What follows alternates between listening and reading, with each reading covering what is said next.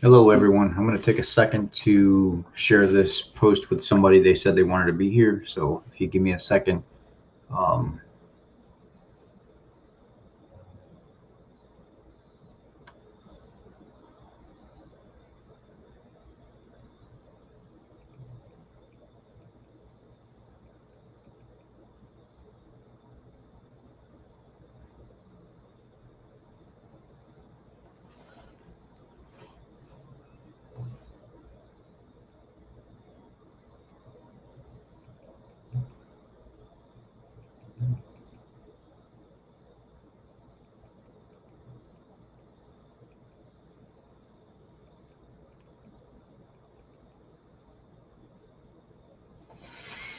okay, so I'm trying to get this shared. What I'm going to do is the audio from this monitor is not very loud. So whenever I play the footage that I'm going to play for you to get the story out, and let me make this very clear. I am an abuse victim, extremely abused. Some of you know my story. It's taken 34 years of my life for me to be able to get out and talk to people. And I'm not here to play favoritism. I'm not here to go after other YouTube channels. I'm not here for people to play me against other people. And because I'm an extreme abuse victim, make it to where you want me to go call somebody out. Let's keep this here on this channel amongst us and not bring other people in the mix, and just keep this amongst us. This is going to be very neutral. I'm not going to point the finger at nobody. I lay everything out as I find it out, and I don't pass judgment. But I want you to see what's being put out there. There are so many children behind closed doors that don't have a voice. There are so many children behind closed doors that this is happening to every single day, and people pass by and they ignore the fact that there's bruises on their body.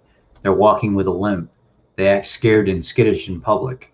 There's a number of signs that things are going on in children's lives that people often blast past and they don't even focus on. We don't, as human beings, like to get involved in other people's.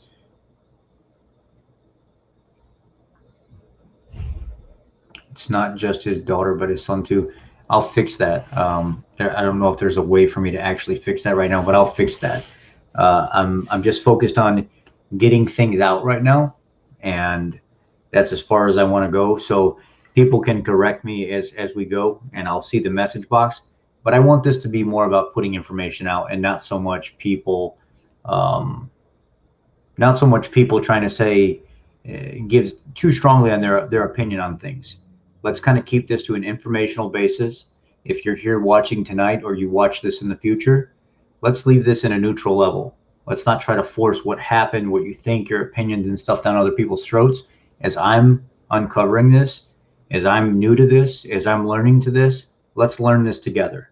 And if you already think you know what's going on, let's kind of erase that thought process and let's look at things logically and levelly together, everybody amongst each other. Now that I've got that out, I want to. There's an article up.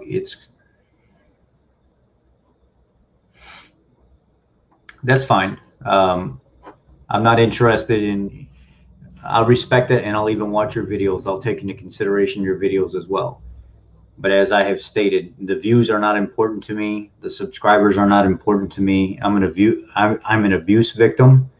What's important to me is the story, is getting the information out, and that's where my focus is at. A lot of people come here and they try to share all these videos and stuff with me that with hundreds of thousands of views and everything else. None of that is important to me. What's important to me is the child, seeing what's going on with the child, hearing what's going on in the parents' voices, and getting the message out in general. My focus is not on anything else other than that. And I just want to make that perfectly clear that I know nothing of this. Literally, I've talked to one person about this, and I said, you know what? Let's learn. Let's learn together. Let's look at this from what's available, and then we'll go from there. Fresh, without other people influencing, without other people trying to sway and stuff like that. Let's just look at this at face value with what's right in front of us. So the first thing that I found whenever I typed in Brad Lamb's name was a petition that I'm going to share with you. I'm going to share the screen, and we're going to look at that together real quick.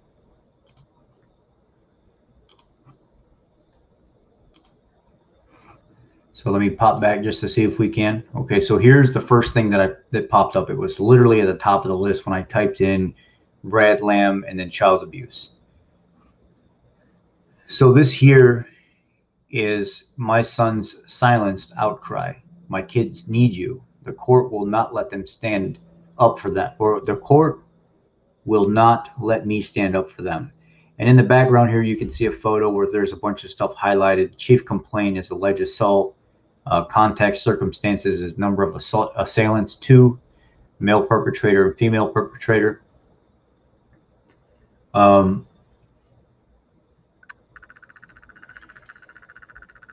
me see if I can zoom in on this.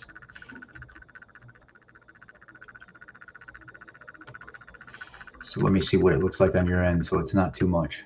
There we go. Okay, so that's good. That's good for me. Yeah, I hope it's good for you guys as well. So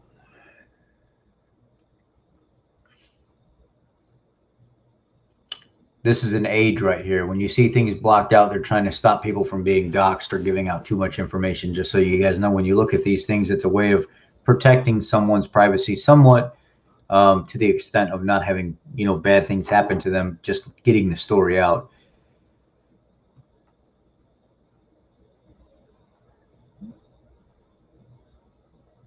So a certain year-old male presents to ER with father stating that he picked his son up and daughter up from their mother's house last night, and the child told his father that his mother and his stepbrother had been touching his pee-pee and bobo.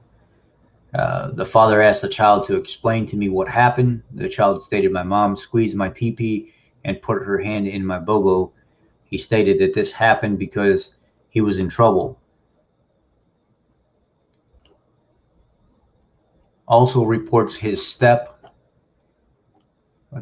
parent also reports his stepbrother blank put his pee-pee in his bobo, boo-boo, bobo. You know what he's talking about, his backside. Blank is stated to be blank per father. Parent also reports that blank cut the 4 legs off his guinea pig with a sharp knife and from the dishwasher threw it out in the trash. Per father, there was an alleged sexual assault reported to Cook Children's a month ago for similar episode of the child being touched in his pee-pee and bobo. Father reports he lives in Fort Worth and is Weatherford staying with his mother. Father went to Weatherford PD before coming to ER and was told they needed to be seen here first. Past medical, there's other sections down here that I don't have access to in this article. April 11th, 2020. Before I begin to fill you in on any of the shenanigans of the court today, I have got to first address a very serious issue that has come up. We want to make it very clear of the purpose of this petition. This petition is to bring awareness of the abuse that my children have endured, not solely by my children's perpetrators, but also with the help of a very corrupt and unjust judicial system in this family court, Tarrant County Family Court. This petition is absolutely not about wishing any harm on anyone mentioned here on this petition. Somehow, this petition has been misconstrued into sounding like some type of petition of hate. This petition is for my wife and me to cry out in desperation for help for my kids. My son has made many, many outcries for himself and his sister, and no one from the court that is supposed to help has done a thing but make their situation worse and put their life in danger. We are specifically asking that no one even wish harm on anyone mentioned in this petition, much less do any kind of harm. We are, however, asking that my son's voice be heard. My son is only a young child, but he does have rights. We want the perpetrators that my son named in his outcries, right along with the Judge Wells and the amicus Lindsay Newell, to go to trial in a criminal court overseen by a just judge, where this case belongs. The perpetrators may be The perpetrators that my poor son specified abused him and his sister in numerous ways should have to sit in criminal courtroom to face criminal charges for crimes that they committed. This is not an evil matter at all and does not have one damn thing to do with custody. It never has. This is about child abuse, and one of the worst kind. The judge and the amicus, possibly many more if a proper investigation was done without bias, should have to sit trial for crimes against children as well. Child abuse, child neglect, child endangerment. Today, the opposing side filed a restraining order against me, claiming that the petition is erratic, very disturbing, and unstable behavior. They are asking that I am 1, denied access to my children, 2, submit to court's picked psychological exam because it is clear that I am out of control, bat crazy, as opposed to extremely concerned and scared to death for my children. Can you see why? Don't forget, this is another one of those professional judges, or this is another one of the professionals that the judge picks out. No one else will do. We have psych test. She works for Brighter Possibilities, which just so happens to also be where the play therapist works that Lindsay Newell demanded and switched from my son's play therapist that he was familiar with. Brighter Possibilities employs both of the professionals that were handpicked by the court. Brighter Possibilities is contracted by the court, which is kind of Judge Wells. But do not quote me on that because I do not know for sure how that works. I do, however, believe that this gives Brighter Possibilities a good reason to keep the court happy.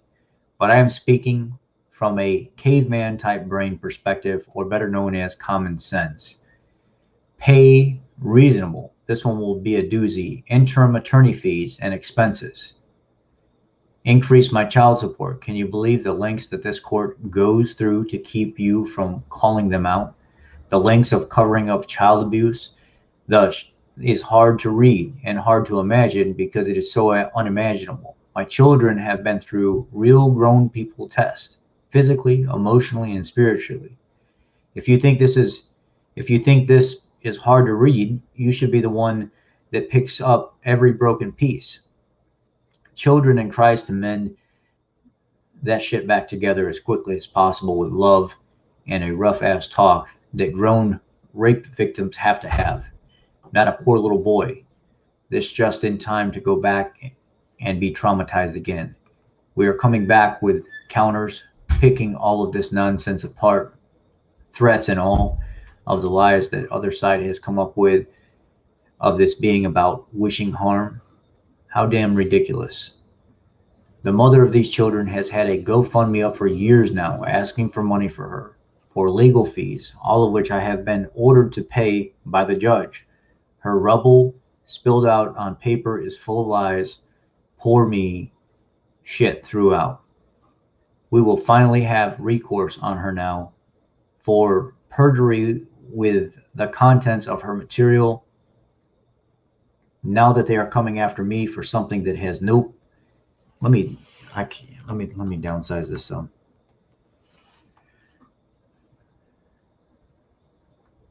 Okay, now that they are coming after me for something that was no problem before when she was slandering the hell out of my name. But I'd have to go in front of Judge Wells. That will not end well. All roads lead back to Judge Wells, and I do mean all roads. You cannot get out of her web once the system throws you to her. And Judge Wells will absolutely feed your children to the wolves, protect the wolf, and make you, as a parent, pay dearly for loving. The amicus attorney that the judge picks can manipulate, lie, cover things up, not look into things. She is first to call every single person in every investigation. She deters investigations and slanders my name as well. Someone reading this that can do something about a judge that is going to let children, mine or someone else's, possibly die for no apparent reason whatsoever except abuse of power.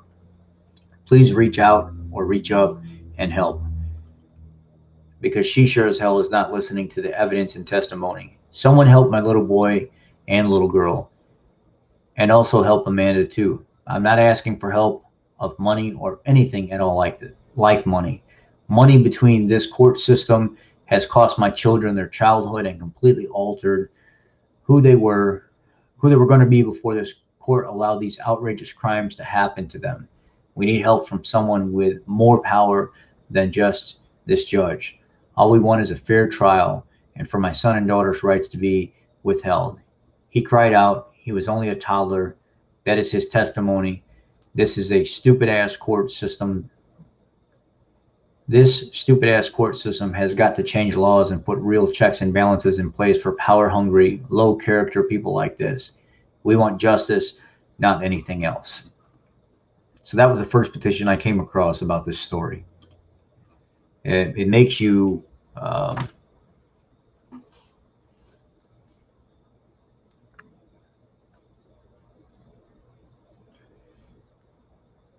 let's see. I'm trying not to get involved in the comments because it takes me off track. And when it takes me off track, I have to try to figure out what's going on in the comment section, and it screws everything up. Because I don't want people screwing around and fighting and stuff like that. I just want people to just talk about this and focus on the video that I'm putting out here, not what their own biases or their own judgments and stuff are.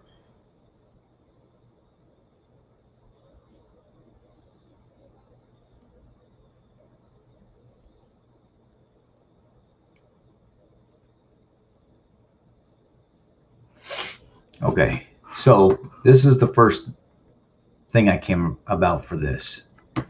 Now, I'm surprised more people aren't on here right now, man. This goes to show you right now how YouTube is actually censoring me. I mean, I have,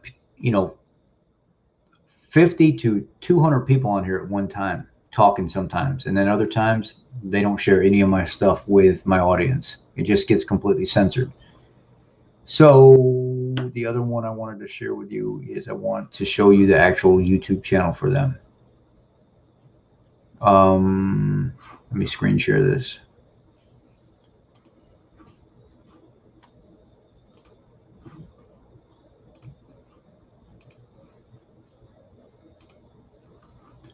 Make sure that you're looking at what I'm looking at. Okay, so this is the YouTube channel right here.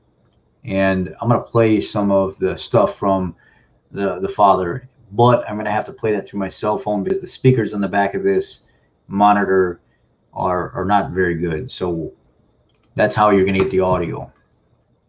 Listen to some of the stuff that the dad says. Let's look at this one.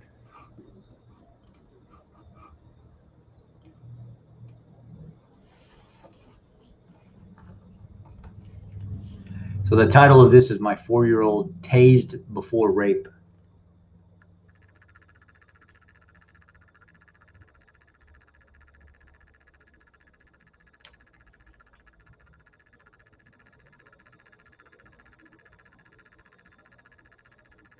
Okay, so right here it is.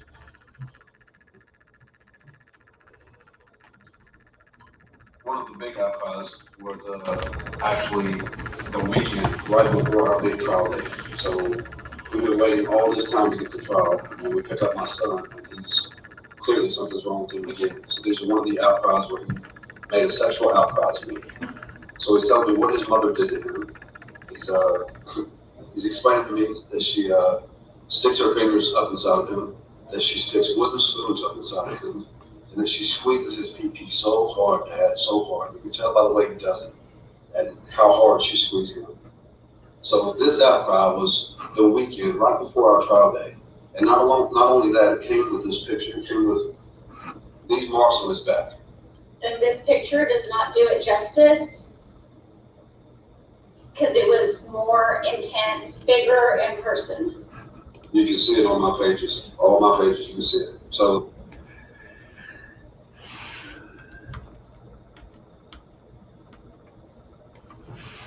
in the center of his back right here, he's got two what look like burn marks in his back. They're about the size of cigarette butts, but those marks with the arcing of a taser, when the taser makes contact with the skin, make that same type of mark that come from cigarettes. In the military, being security force and stuff like that, you have to know what can happen when you actually tase people. And those two marks look almost like the identical head of a cigarette, but those same marks are actually can be made by a taser as well.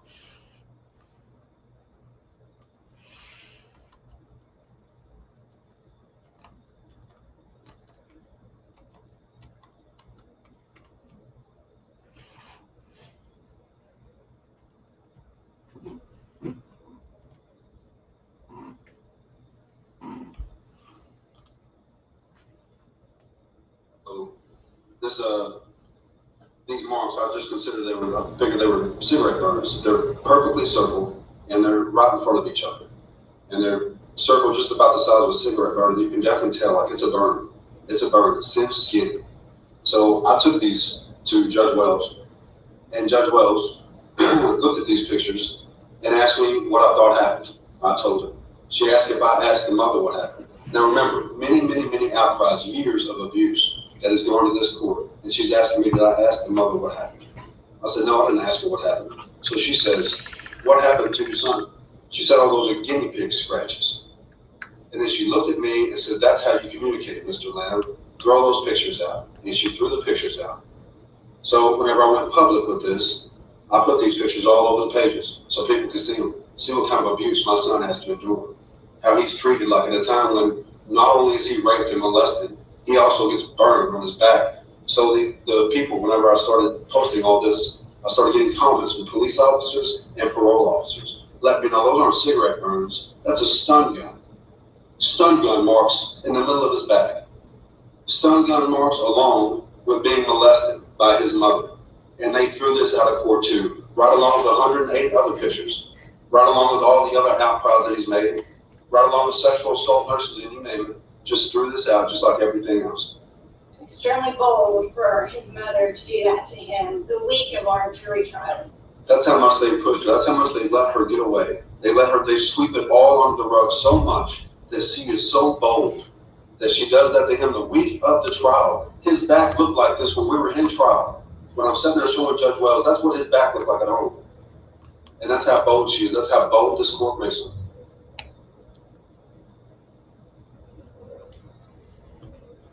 So that was the first video. I know, again, you're going to have to bear with me with the audio. I'm going to have to get a set of Bluetooth speakers. Information on.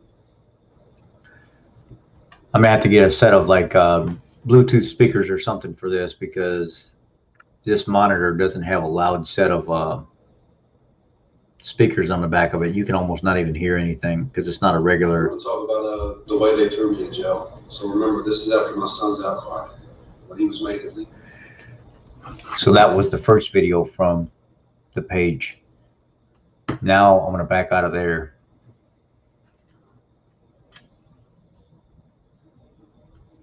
Yeah, but lately what's been going on is YouTube hasn't been putting any of my stuff in front of people because I don't necessarily completely believe in a liberal view.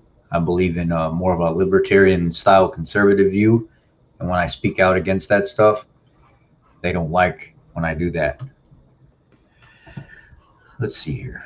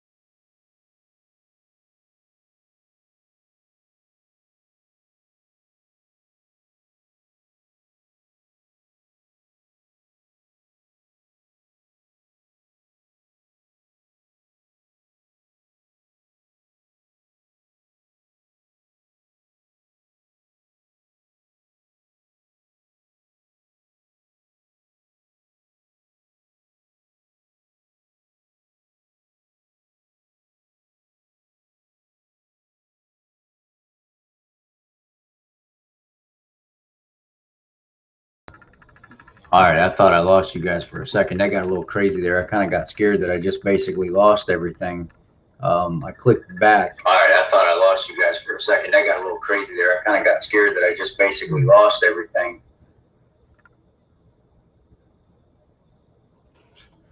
So you get excited about things and you're trying to do the right thing and then you end up making mistakes.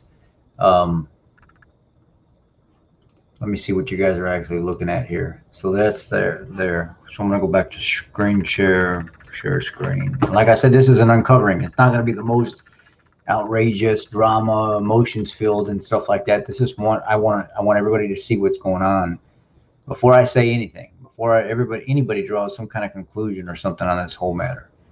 I just think it's the right thing to do. And I think that the best thing to do is just listen. And if you come here with an opinion already, that's fine. I would like, until all this is over, for most people to keep that to themselves, but I can't make them do that.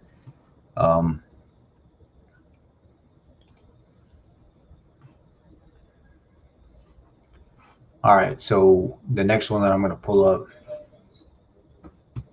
is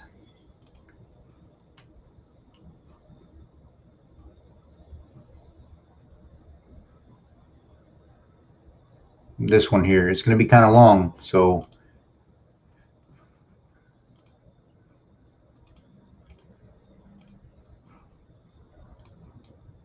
try to start these both at the same time. Because remember, I don't have audio on this monitor, so just be patient.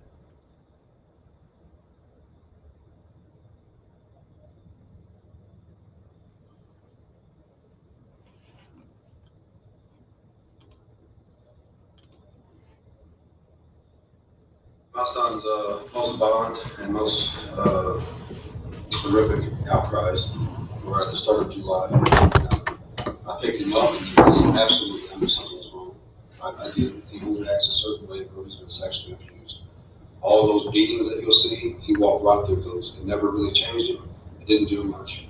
But these sexual assaults on him, they changed his demeanor all the way around. And this was July of last year. July 2019. So I pick him up. We know something's wrong.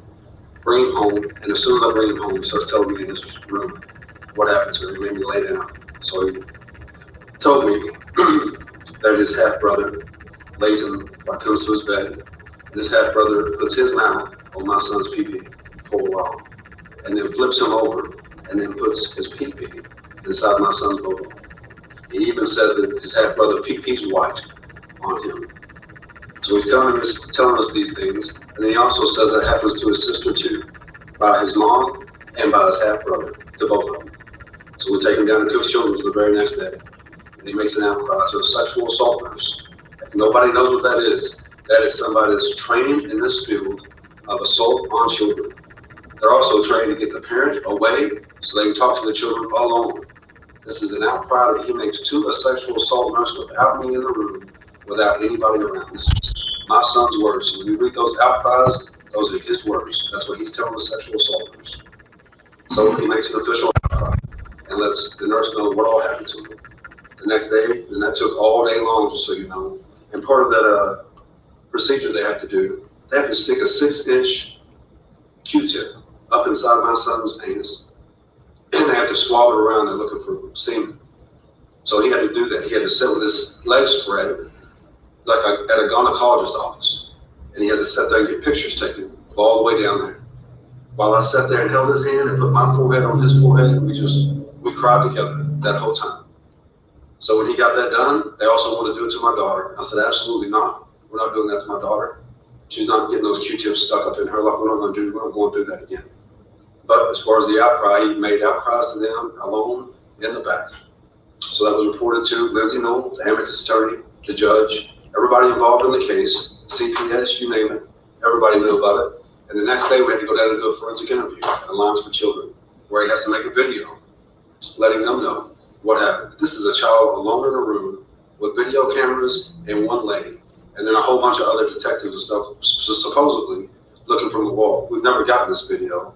All we know is that he did make another official outcry that day in Alliance for Children in front of the Crimes Against Children Unit, Detective Rodriguez, and in front of the CPS investigator.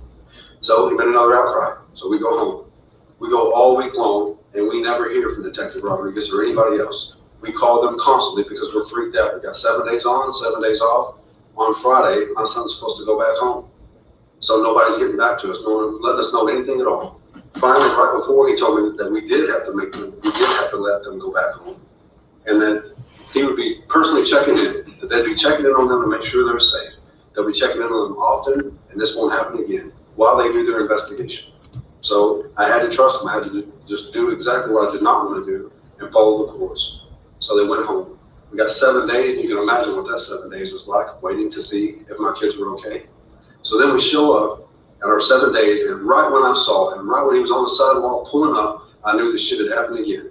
And sure enough, he gets in the car, mad as hell, telling me that not only had been raped and beaten again, but this time they took his pet guinea pig and cut all 4 legs off right in front of him and threw the guinea pig in the trash and told him he better not ever talk to the police again about what happened to him. So again, here we go. I am on the phone with Detective Rodriguez at 6:06. I picked up my kids at 6. And you can imagine, I am livid. So that's another call that's out there somewhere they have recorded. And I do wish they would play it. It sounds like any other parent that would go through this shit and their kids would go through this shit, how mad I'd be. So he did, he got him out, he got an earful. So then we go another week, and he's not contacting us again. Nothing at all from Detective Rodriguez, nothing at all from the CPS, nothing from anyone. So we get a group of us together, and we go down to the precinct. We call and find out, with our zip code, where should we go? So we all go down to this precinct. We got the nephew, we got friends, we got all kinds of family members. My wife is with me, we have my son also, and my daughter. But my son is sitting right there, that'll tell any police officers walking by. So they make us wait outside all this time while they're waiting on CPS to show up. And finally let us know that since CPS refuses to show up, they're gonna have to just dismiss it. It's gonna be a civil matter handled in the courtroom. They can't do anything at all about it, they cannot step in. So we go through all that, and we bring the kids home, and this time we let them know that the police officers that are out there say, there's not a judge in their right mind. With what your son is saying, with all this evidence, a judge in their right mind is not gonna do anything to you. It's a civil matter, don't worry about it. I wouldn't send the kids back. So we didn't, we did not send the kids back. Don't send the kids back. They all told us that. All the police officers outside said, don't send the kids back. So I texted Detective Rodriguez and let him know just that. We're not sending the kids back. We're right here at the house. We're right here. I'm not running. So if you need anything or need to come by the house, come by. We're here. So we go through that weekend. And then as soon as the next week comes in, we get a summons for an emergency court hearing and bring my kids with me. As soon as we show up to court, they take my kids away. Crystal Barrett does, the court investigator. And I asked her, I knew it was gonna happen, but I'm like, are we going to get to see them again, or is this it? And I was crying. She was like, oh no, you're gonna get to see them again, it's okay. And she takes the kids and we go into the courtroom. So as we walk into the courtrooms, they take the kids. That's the last time my son got to stay in his bed. The last time my son got to stay in his bed, we had to wake up and go straight to Cook's Children's and make an outcry. At that outcry, it was again the same horrid forensic interview, the same everything happening, except for this time, I would not let him put the Q-tips inside her because this time he said it was only his mom. So there was no chance of finding semen. He also gave the sexual assault nurse, this time he told her that the guinea pig was killed in front of him, mutilated, and thrown into the trash, along with this rape that he went through, along with being told not to tell the police, and he better not talk. So this sexual assault nurse testified in court, there is no way that she would let those children go home with that mother. And then there was police sitting outside. And they waited, they put me in a back room and held me while my son was out there with my wife. And before we even got outside, waiting on mom to pick up the kids in the emergency room, he told us when we were telling him, you're about to see mom, she's about to come pick you up. He stopped playing with the toys they had given him. He turned toward to us and he said, she's going to hurt me. So then fast forward, now we're outside. The cops take Brad in another room for what reason, I don't know. So me and the kids, he's sitting here and then she is sitting on the other side. Same nurse is standing to my left. So I'm talking to him, telling him it's gonna be okay. So mom walks up, he turns towards me and buries himself into my side. So I hug him, tell him I love him, and then she walks up, puts her arm between us, and just grabs him and takes him away. The police made him go home with the very person he had just spent all day talking about this horrid abuse that he goes through, and the police made my children, go home with her. So then fast forward, we had the children taken, right? Like we don't have them now. We're in court, they've taken them already. Yeah.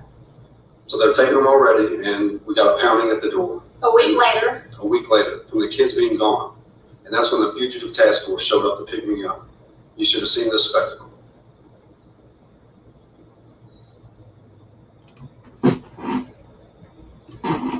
So that's the second video.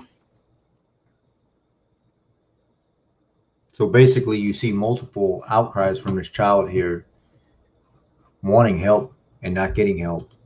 And basically, they are not believing what Brad is saying. It's almost like they don't believe what the child's saying. They cut the legs off of a guinea pig. So, you know, it's hard to listen to this. It's hard to listen to this with everything that's going on because, and it's hard not to pick. I get it, guys. It's hard not to say anything just yet. But these types of things happen in homes and they're covered up very easily. And children are strong. Let me just put it that way. And I'm not saying children are strong to the point where they should be abused. Children take a lot, and they take a lot, and they take a lot, and they take a lot. And it takes a lot for that child to come forward. And when they're brave enough to come forward, I was one of those. I took it for years and years and years. It didn't start until I was 5, 6 years old. And I was abused until I was 13. I took the sexual assaults. I took the abuse. I took the torture and stuff like that. A child can take a lot of this before they break. They can get hurt really, really bad in the process before they completely break and they start crying for help. And if they don't get help, they'll run. Eventually, they'll get old enough where they don't even want to be at home anymore. And they'll run from both parents because they don't know what else to do. So this is the part where people really need to listen to what the children are saying and take into consideration what they're saying, because if they feel like there's nothing there that's going to help them, just like me, I ran. I mean, if in my head I'm thinking as a 10, 11-year-old, if I'm telling people something's wrong and I'm not getting help, then I'm just going to run away. And eventually that's some of the choices that children make because they're saying the right things. They're asking for help and they're still not getting help. So you get you get these judicial systems that don't care and they don't want to work. They don't want to do their job. They're corrupt. They think they can do whatever they want. They throw their weight and stuff around and they use it to the best of their ability. And the fact of the matter is, this happens all too often and they're not held accountable for it. That's the bad part. I want to go to another video. But it's people like us that can talk about these situations. People like us that can shed light on these situations. People like us that can put so much pressure on this type of system that perpetuates this activity where they can get away with whatever they want and they're not held accountable for it. So mind you, the fact that I'm not letting my emotions get involved in a lot of this right now, I'm boiling inside. But it's something that I don't want to, I want to see more before I speak out about what I really feel. I'm just specifically talking about the judicial system right now because you guys know in my previous videos I've spoke about this before. It's corrupt. It is completely corrupt. It's trash. The whole system needs to be completely revamped. The whole entire system does. Let's go to another video.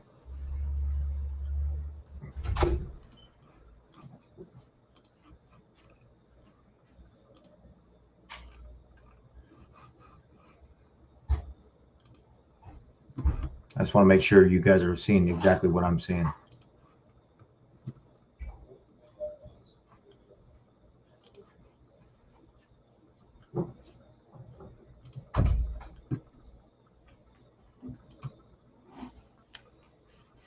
Remember the audio, it's hard for me to sync everything because I didn't realize the speakers on this monitor, because I never use them, are not that good.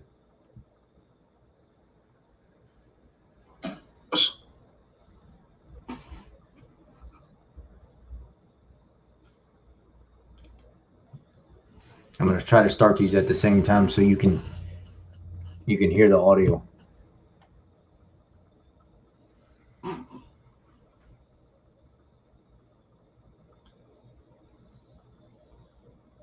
Ma'am, I want you to tell me something. How much did this cost you?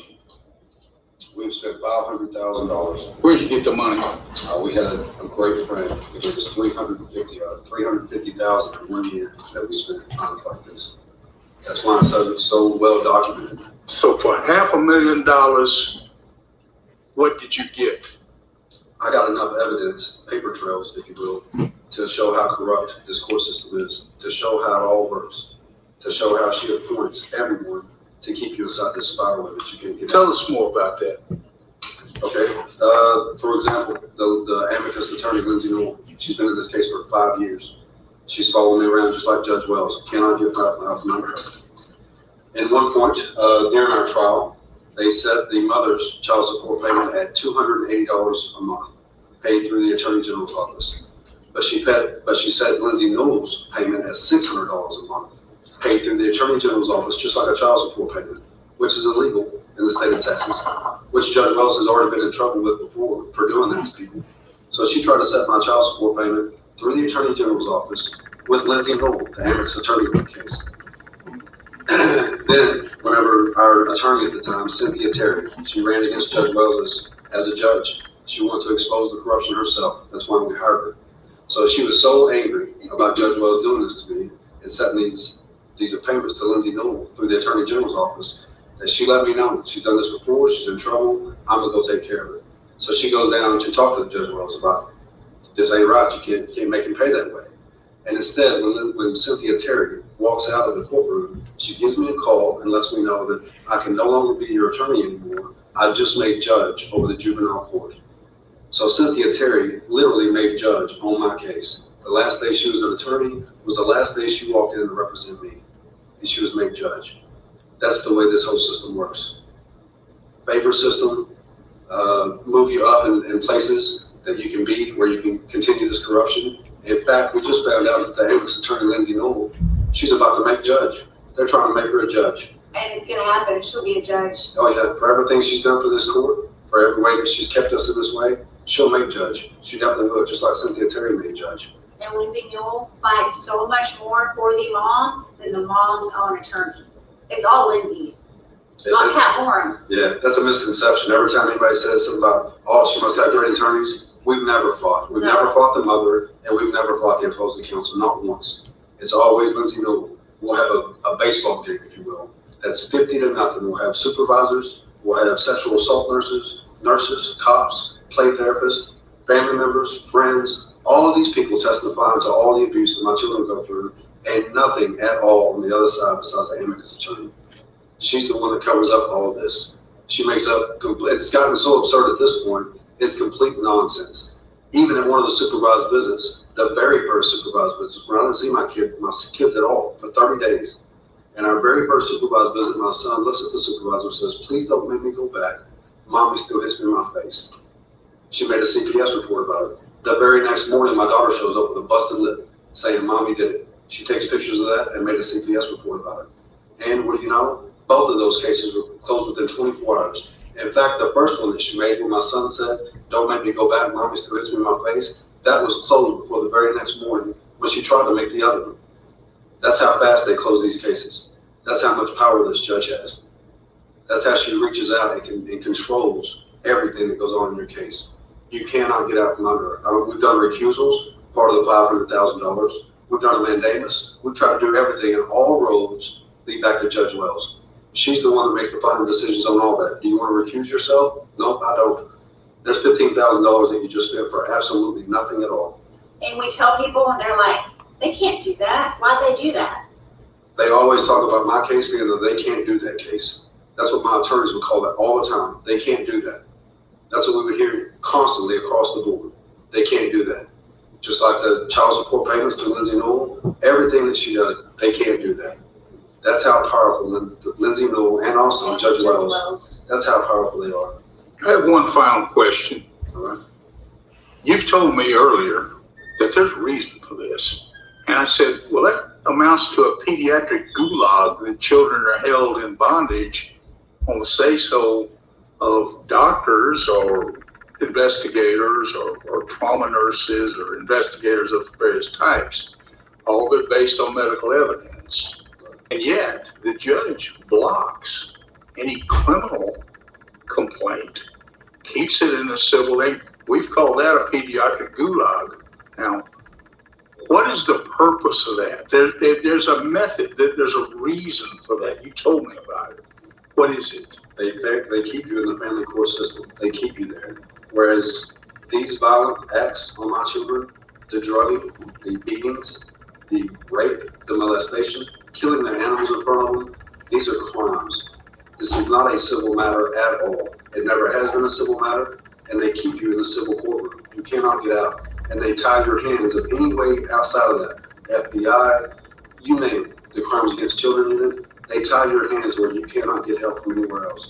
You have to rely on the court system. What's the reason for it? State funding and federal funding.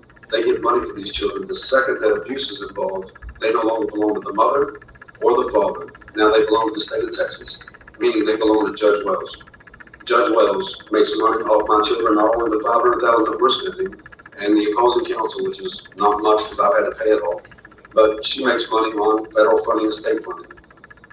So would you consider this state-run industry, this pediatric gulag, to be a completely socialistic government operation to do what? To generate cash flow?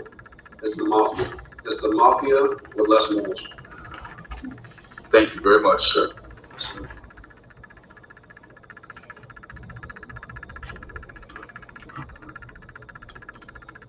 That's crazy, man.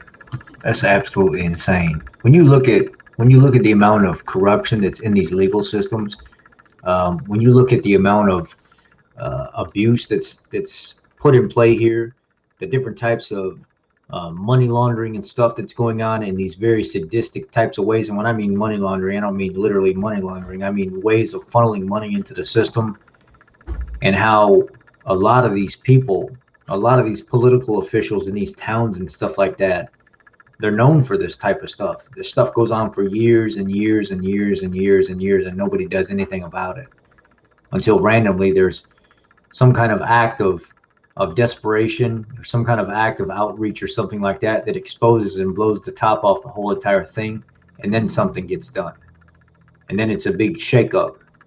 But then when those things happen, there are other bad things that can come of that as well. So this has to be a very particular, very well thought out, very well investigated kind of research and digging into all this, because if you're not careful and you're the type of person that's trying to expose all this, that's really trying to get the help because of the corrupt systems, it could backfire on you. A lot of these people know people that are higher up that unfortunately can make calls to make all this go away. That's why it's important that we do what we're doing now. That's why it's important that we do what we're doing now to get all this out there, to let people hear the story, let people hear what's going on, let people hold people accountable now before it's too late and there's nobody to hold accountable. And it's already moved on to another story. From what I understand, this has been going on for years and there's been no end result. It's only getting worse. More money lost, more children being abused, and the same corrupt people running the system over and over and over again with no result. Unfortunately, that's the truth. That's the sad part. This is going on all over the United States. This is going on behind closed doors, and people don't even understand the magnitude of these people that we put in power to make these calls, that represent us, to make sure justice is served, are some of the most corrupt people that we could possibly have on our side. Sometimes they put up a nice front before they sit for that seat or get put in that place, and then they change. And this is the type of corruption that people have to deal with. So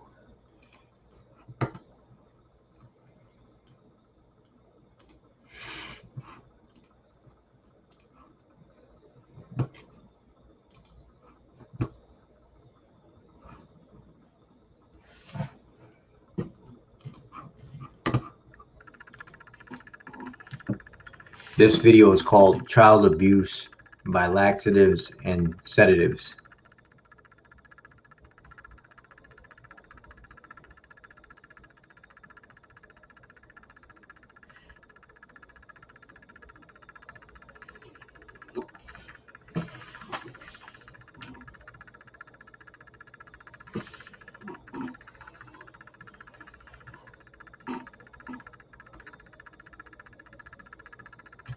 my story that many people don't realize or they skip by it, but I raised my son by myself. He was with me as soon as I cut the umbilical cord. He was with me every single night. So all those nights, wherever he was sleeping with somebody's chest, he was sleeping on my chest. Every night, I raised him all the way until he was 15 months old. And that's where this nightmare began in our court system. She decided that she wanted to be a family. She wanted to be part of his life. And we fell into this, where she came down and she actually kidnapped the kid, kidnapped my son, and took him all the way to Houston. So it took us 36 days to get her brought back here to court. And when I finally got him back, he was so messed up. This was a little boy that started walking at 6 months old. He was off and running at 7 months old. He was potty trained by 11 months old. He was amazing. I've never seen a child so advanced in all my life. And when I got back was a kid who was actually walking backwards. He'd walk straight into the wall and just fall down. He would stand in the middle of the floor and do the nesty plunge and just land it straight on his head. Something was clearly wrong with him. He'd be eating his food in his high chair and he'd stop and just grab his head, scream and cry. Same thing when he'd be playing with his toys, with his cars. He'd stop, grab his head and scream and cry in pain. His head, he would just hold it all the time and scream in agony. So I knew something was clearly wrong with him. I reported it to the court, tried to report it to everywhere, tried to get help to Cook's Children's. No one would help. So finally, we found out in court they should give him all of his vaccines all at once. I had never given him any vaccines at all. This is what I do. I teach that. So I didn't believe in vaccines. He had never had any. And then she got all his vaccines all at one time. And that's what was wrong with him. So I started detoxing. This is what I do. I'm a nutritionist. I teach against vaccines, and I teach how to help kids that have been vaccine injured. So I started giving him organic food. I started detoxing his body. I started giving him baths that are detoxing baths. He did so great. He came completely out of it. But then the court attacked me. They attacked me, and they even got a restraining order one time for organic food and for children's natural supplements and vitamins. Children's natural supplements and vitamins, everything for children, and they got a restraining order on that. They also tried to make it a big deal that I was giving him baths that had Aztec clay in it, trying to make a big deal out of that. So they got a restraining order for me helping my son and called me a quack.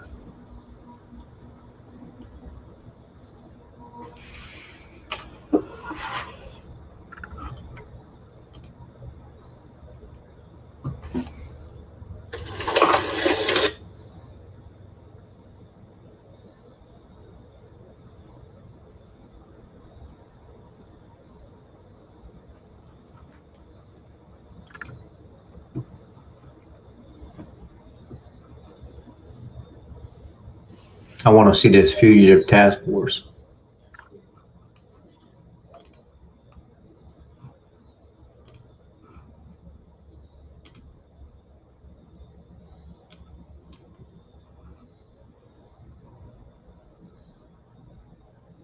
He was made to leave with his mother from Cook's Children's, where he just made an. I want to talk about the way they threw me in jail.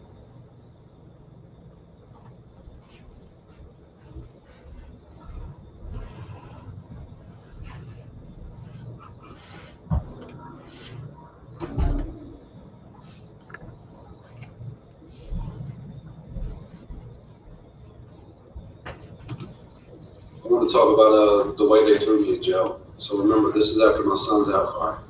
He was made to leave with his mother from Cook's Children's, where he just made an outcry against her. He was made to leave with her. So the children were already gone, nothing at all going on, and I get a knock at the door. So I could tell by the knock that it was police. I don't care if you've never been arrested or not, like you know the knock whenever they knock. So when I showed up at the front door, it was an entire task force outside to pick me up. The first two guys came in the full riot gear, helmets, the whole thing. One of them had a riot shield with his gun drawn, and the guy next to him had a battering ram who was going to batter down my door. These two guys were dressed in black. Like I said, full riot gear, said full-word task force on it. Outside, however, there's probably another 10 cops. 10 that were all wearing green, still had helmets on, still had the full body armor and all that on. I believe they even had machine guns, not handguns. But they were all in the back, and they were all dressed in green. These guys, however, did their job that day. But these first two guys, he thought he was going to grab me by my wrist and throw me down. So when I held strong, he starts threatening that he's going to shoot my dog. So when I look outside and I go outside finally and they start to arrest me, there are cop cars literally all over our neighborhood. They're parked in my grass, the neighbor's grass. They have a roadblock up the street and they have cop cars everywhere. For me, for a person that's trying to protect his children from being raped and beaten. And they send the fugitive task force for me.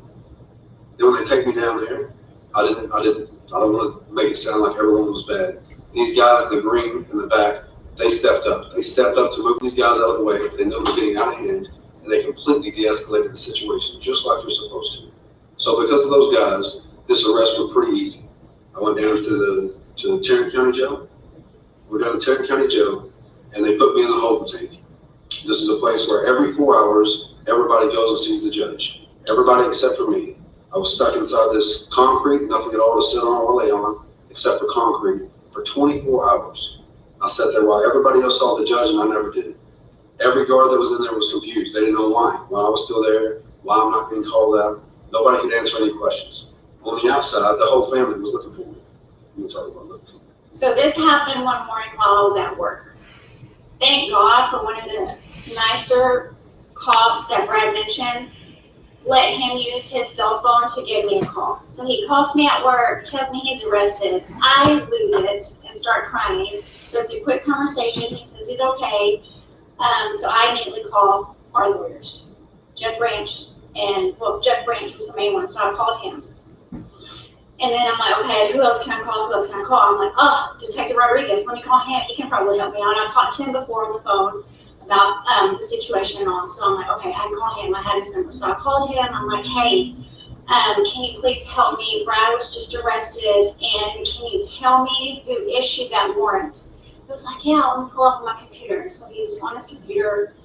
He's like, well, it's just this wheel is spinning. It's not loading. So I don't know. I'm like, okay, well, thank you. I'll reach out to you a little bit later. And then later, I text him again.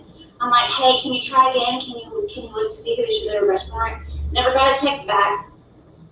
I'm gonna fast forward a little bit. So I don't know, a couple weeks later, we find out that it was Detective Rodriguez who issued the warrant for his arrest. I was more than angry. I'm mad right now talking about it. That lying POS could have just been up front with me on the phone and say, I'm sorry, ma'am, I'm going to issue the warrant. Instead of lying to me. Like, I went to him for help, and he lied. This is the lead detective on Crimes Against Children unit that's supposed to be investigating all these horrid rape and abuse that my children have been going through, and he had me arrested. Yeah. He had me arrested. And then we found out that the DA, Sharon Wilson, was the one pushing charges. 2 to 4 years per child. Per child, and it's felony per child. So get back to the court, get back to jail. So I'm in jail for 24 hours laying on this concrete. Finally, they call my name and tell me I'm moving. So I'm thinking I'm getting out. Finally, I'm going to get out. I haven't had a phone call, hadn't had anything to eat. I got nothing. So finally, I'm getting out. Nope, they moved me upstairs to Max Security 3 jail. It's like 5 a.m., 6 a.m. in the morning, something like that. Nobody's moving in the pod. So I go to put my stuff down in this pod. It's a 6-man jail cell. 5 Hispanics and me in a segregated jail. So I'm trying to put my bunk out, trying to be quiet. And this guy says, hey man, are you okay? I'm like, yeah, I'm okay. And he says, are you white? I'm like, yeah, I'm white. He's like, you can't be in here. You can't be in this jail. You can't be in this cell. This is a segregated jail. And this is a Hispanic jail cell. You can't be in here. You tell them outside, the guards, that you can't be in here. I said, hey man, I've been laying on concrete for 24 hours. I'm laying down. Do whatever you guys are going to do, but I'm going to lay down. He said, all right, man, well, as soon as you get up, we need to go out and talk to the guards. I said, okay. As soon as I went outside, I found out there's a phone. Finally, I can call my wife. So I'm going to try to call my wife. And immediately, 2 Hispanic guys came up. One took his shirt off and said, let's go, old school. And he starts walking to a jail cell. So my cellmates tell me to come in there in that jail cell. I've got to fight. I got to fight or I'm going to be fighting all day. So I walk in. Those guys, nobody knows what jailhouse rules are. But this is not how it's supposed to go down. They let it be a one-on-one fight. Nobody jumped in. Nobody did anything at all. They took this guy up. I'm out. So finally, he's like, hey, man, we still got to talk to the guard. You got to get out of here. I don't know what's going on. But what they're doing to you is so wrong. They're trying to hurt you here. So you need to go tell the guard. So I walk out, and they're finally giving trays, finally food. So I go up and get my tray. I go to walk down with it, and a black guy comes up to me. And then he tells me the cookies are his. I already know this whole game, so all those cookies aren't yours. So here he goes. He's going off to a jail cell. The same Hispanic guys that should have already beat me for what's me even being in the cell in the first place, tell me you can't go in that cell, man. They'll hurt you in there. Do it in our cell again. So we go in there and I have to have my second fight since I've been in here. This one, there's a little bit of a mess on the floor. These guys that should have hurt me are cleaning up the blood on the floor to get this guy out of there to protect me for some reason. So finally I go out and the guard is calling me anyway. Good, man. Finally I'm going home again. Nope, this time they put me on a chain gang. They get my ankles and my wrist to a line of people who are all handcuffed together. We get put on a bus. So they're sending me over to a place called Green Bay, another jail that's here in Fort Worth. And this time they're going to send me to a max security 4 jail cell. So while we're driving, this guy's asking me like, hey man, what's up with your paperwork? None of this makes sense. Why you get moved? Why are you even here? We can't find you in the system. I don't know what's going on. So when we get there, they take all these other guys and move them into their cells like they're supposed to. And there's a mix up with the paperwork. Green Bay doesn't have that I'm coming there, but Tarrant County Jail has that I'm going there. So this guy and both of these guys from different jails are sitting there saying that nothing makes sense. Nothing makes sense on this. We're going to have to move this guy back and find out what's going on. Finally, they got the process in order to get me going home. She had to come pick me up, I think, at midnight that night. I finally got to go home. Then, whenever we come home, not long after being home, they put a surveillance camera up on a pole right on our house. And then they started coming around the house all the time harassing us, knocking on my neighbor's door, asking my neighbors what's wrong with me, trying to get me to come outside, asking why am I making terroristic threats. There has never ever been a terroristic threat. I always say this judge and this Lindsay Newell, the amicus attorney, they belong behind bars for crimes against children. I have never ever made a threat, never. And I'd like to know, like, from Greg Abbott and people that would want to know about what they're doing in Tarrant County, how much money would that cost? How much money would it cost to send a task force to pick me up, a protective parent, the whistleblower, of what they're doing? How much did that cost that day to have all that task force out and pick me up? How much did it cost to put surveillance cameras on our house? How much did it cost for people to come and harass us in our neighborhood and our neighbors? How much would all that cost?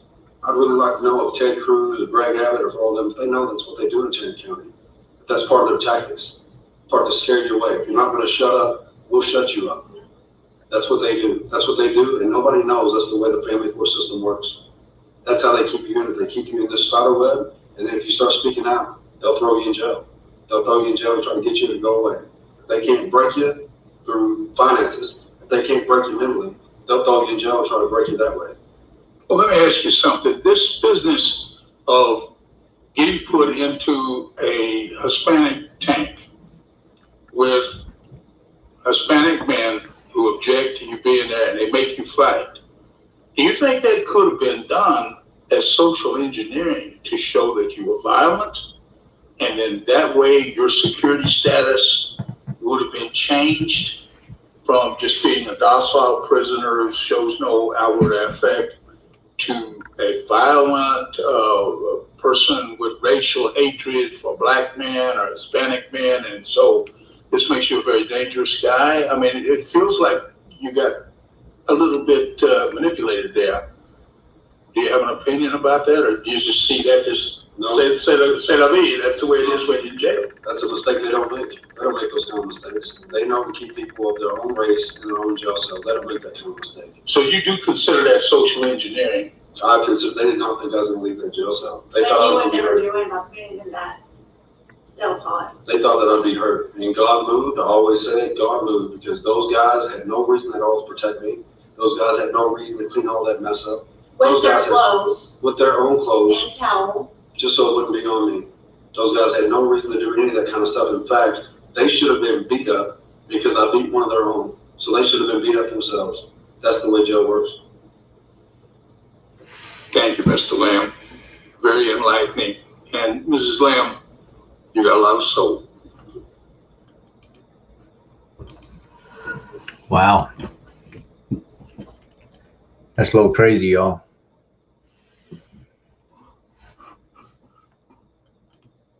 That's real crazy.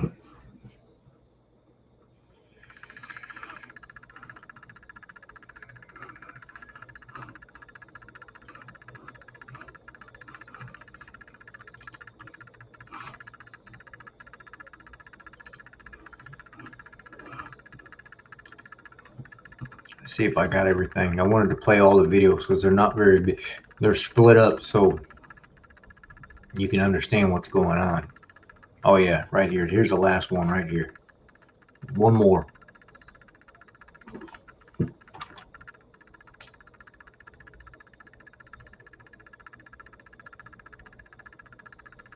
I apologize for having to do it this way, but this is the only way I can do it right now and try to make all this work.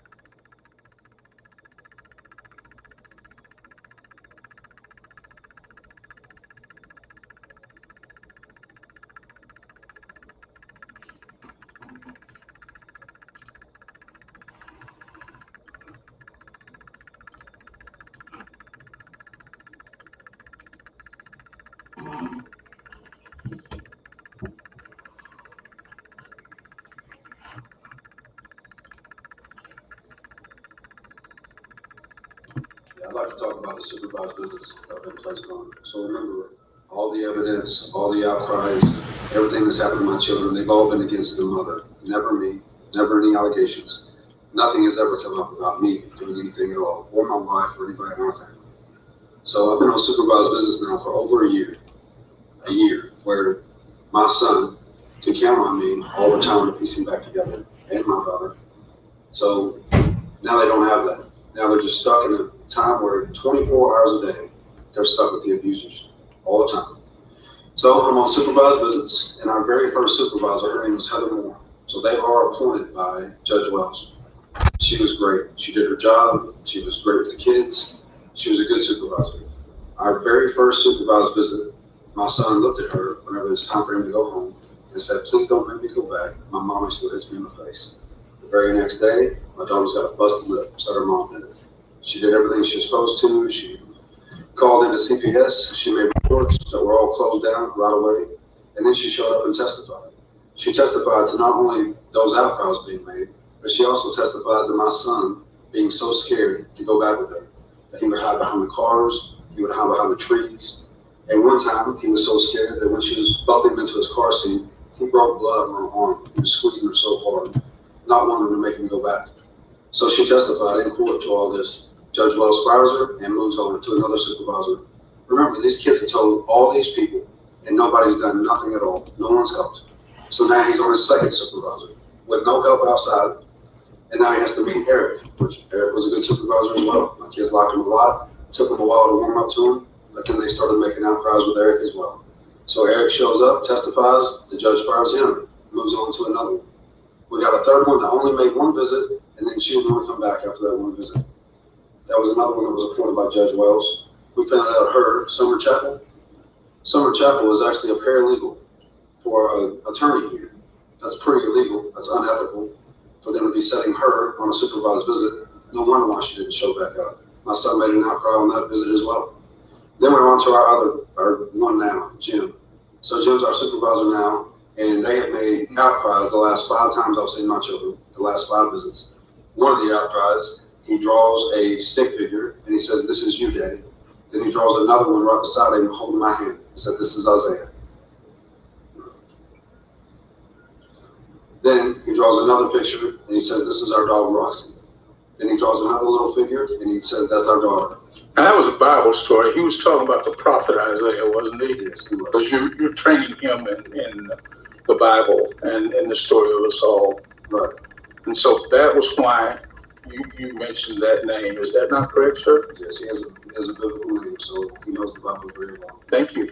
And then he gets to the end where he's drawing his last figure. And this figure, it clearly has hair. So one of the dads is there and the supervisor, but the dad says, "Oh, that must be your mother." He looked kind of angry. He said, "No, that's not my mom. My mom hurts me.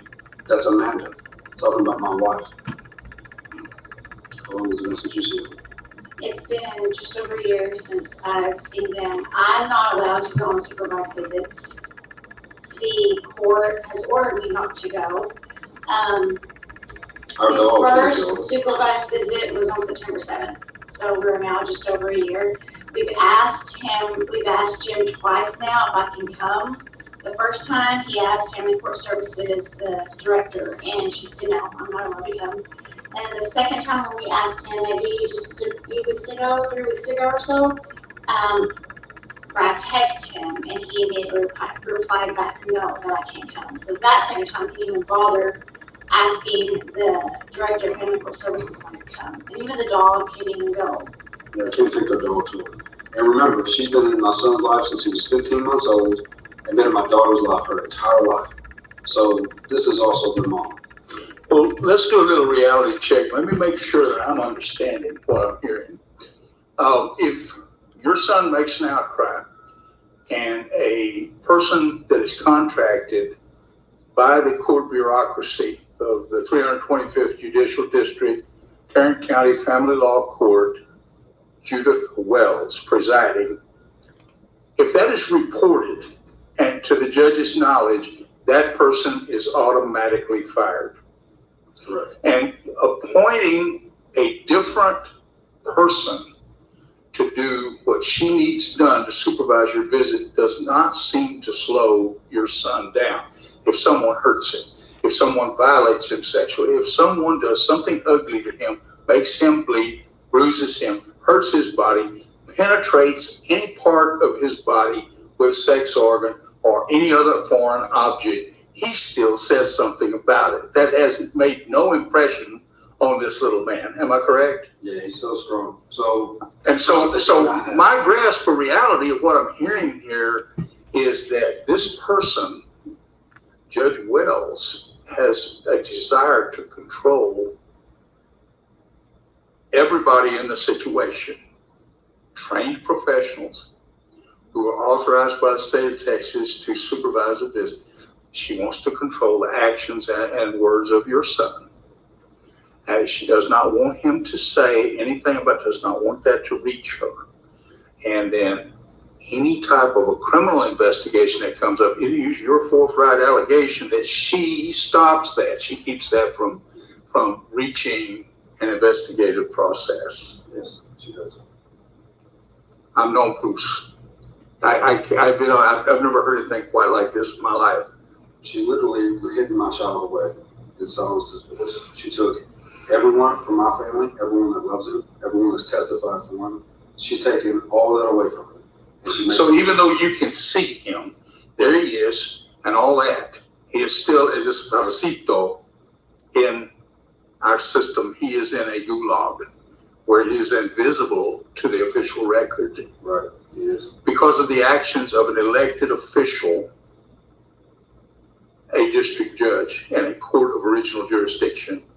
Is that correct? That is definitely correct. Okay, my follow-up question to sum things up is you have told me, and I want to clarify, that not only yourself, but many other people have made reports about this, complaints to the Texas Commission on Judicial Conduct. Is that correct? Yes, we have. Do you intend to follow up with that and try it again? I have literally no faith in the system right now. None at all. I have no idea what we're doing next. Do you have anything you'd like to add? Yes, let me just say how strong my son is. He is, and the very last visit is the first time that I've seen him breaking. It's the first time I've seen him really scared to talk to me. Now, he's scared. He's scared of the supervisors. When he gets out of his mother's car, he's looking like a sniper's trying to shoot him in the back because he's so worried about where she's at. But he's never scared to talk to me. And the last time he told me, if you remember what happened to his pet guinea pig, to shut him up, he told me that his two cats, that his mother got rid of his two cats. And I could tell by the way he said it, that she's done something to those cats as well. That's the first time I've seen him where he's really starting to break. Mr. Lamb, thank you for your candor and your forthright assertion of what has happened in reality. Thank you. Thank you. Wow.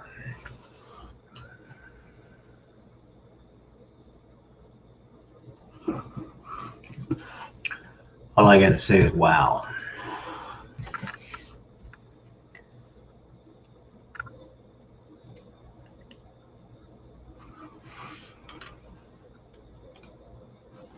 It's crazy, y'all.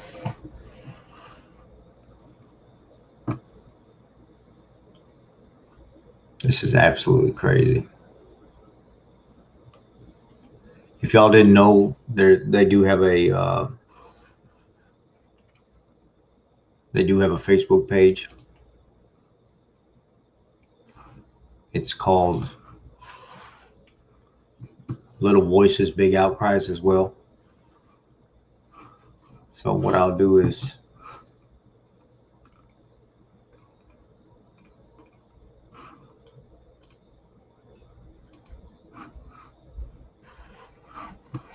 share that with y'all.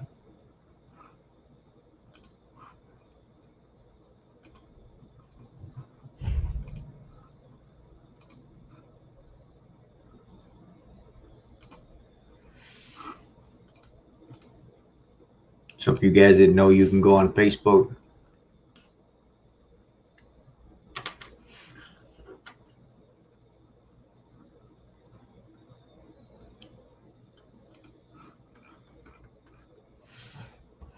This is what it looks like. Probably need to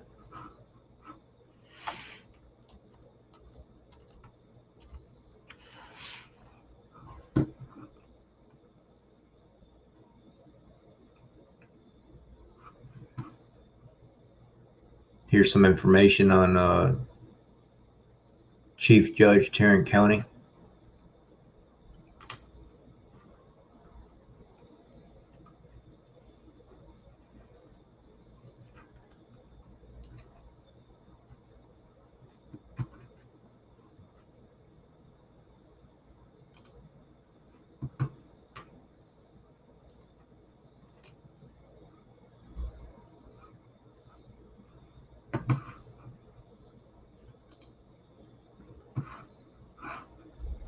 Almost 6. My oldest one is almost 6. Youngest one is 4.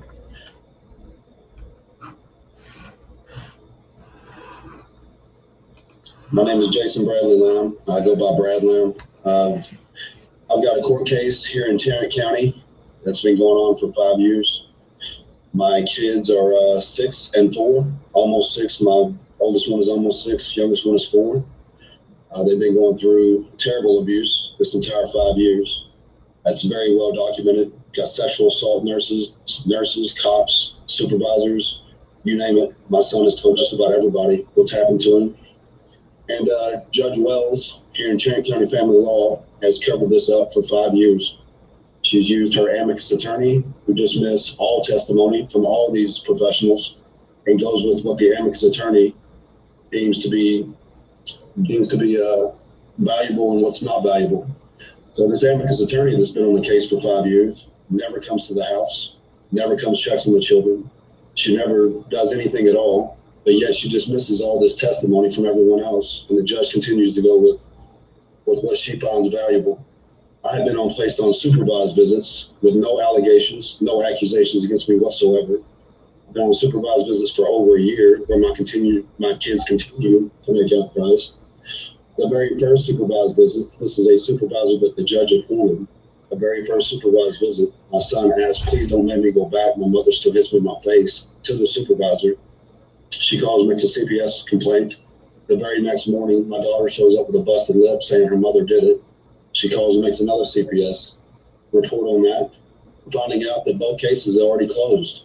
The one that she made just the day before, and then the one that she's making right now, they've already closed the case. Judge Wells has cut every outside investigation that you can think of. She's cut it off. Crimes Against Children Unit, CPS, anything at all that we can get going, she cuts it off. We had the sheriff's department here in Tarrant County that wanted to take the case over because this is so egregious and it's so well documented. Well, they cut her hands off too. So we cannot get an investigation going on this. My kids continue to make outcries all the time. We're on our 4th supervisor. So Judge Wells, whenever the supervisors show up to testify, she fires them and moves on to another one. We're on our 4th one now. So we cannot get any leverage. We cannot get anything done about the children's abuse. And this is horrid abuse. And I have never understood how in the world this is a civil matter. This is not a custody matter. It's not a civil matter. This is a criminal matter. And it should have a criminal investigation behind it. And instead, Judge Wells keeps us in a civil courtroom where no one else can see it and no one else can look into it. Something needs to be done. Something needs to be done where my son has made such horrible outcries that his mother even killed his pet guinea pig in front of him and told him not to tell anybody. This is to an outcry to a sexual assault nurse that she's done this to him. And Judge Wells continues to cover this up. And I'm sure Mr. Lamb, that's about 3 minutes. If you could just briefly wrap up. okay, I do not understand how these kind of cases are held inside of a civil courtroom. I don't understand. If you make false allegations, there should be charges against you. And if there is abuse going on, there should be charges against the abuser, as well as the judges should be held accountable. At this point, 5 years of this, she's as responsible as child abuse as what the abuser is. Thank you, Mr. Lamb, for your comments, sir.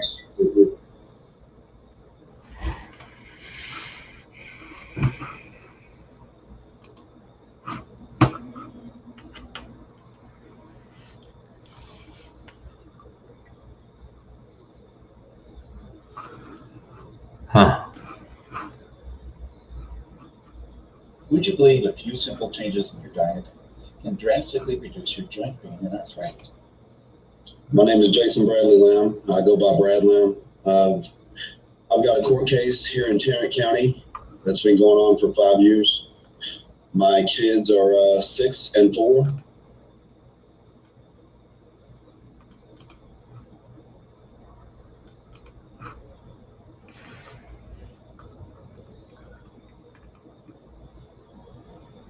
This is the Dad Talk podcast with them. I don't know if you all want me to play this or not. Do you guys want to powwow real quick? Do you guys want to talk about this, or do you want me to continue going on to this Dad podcast? They cover a lot of stuff in this thing, and I think it's quite long from what I remember. Yeah, it's an hour long, so I could share the link with you if you want to go look at it on your own, or if you want me to let it roll, we can let it roll. It's up to you.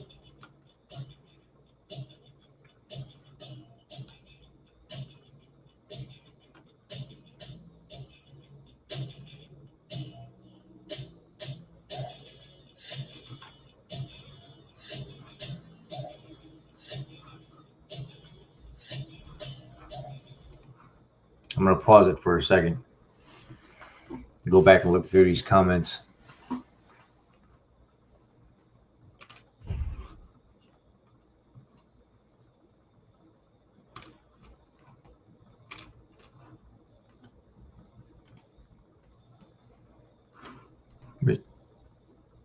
Shayla Daniels says, Pamela, sorry, sure, I agree with you. If the legal system wasn't corrupt, good parents wouldn't have to resort to that. What she's talking about is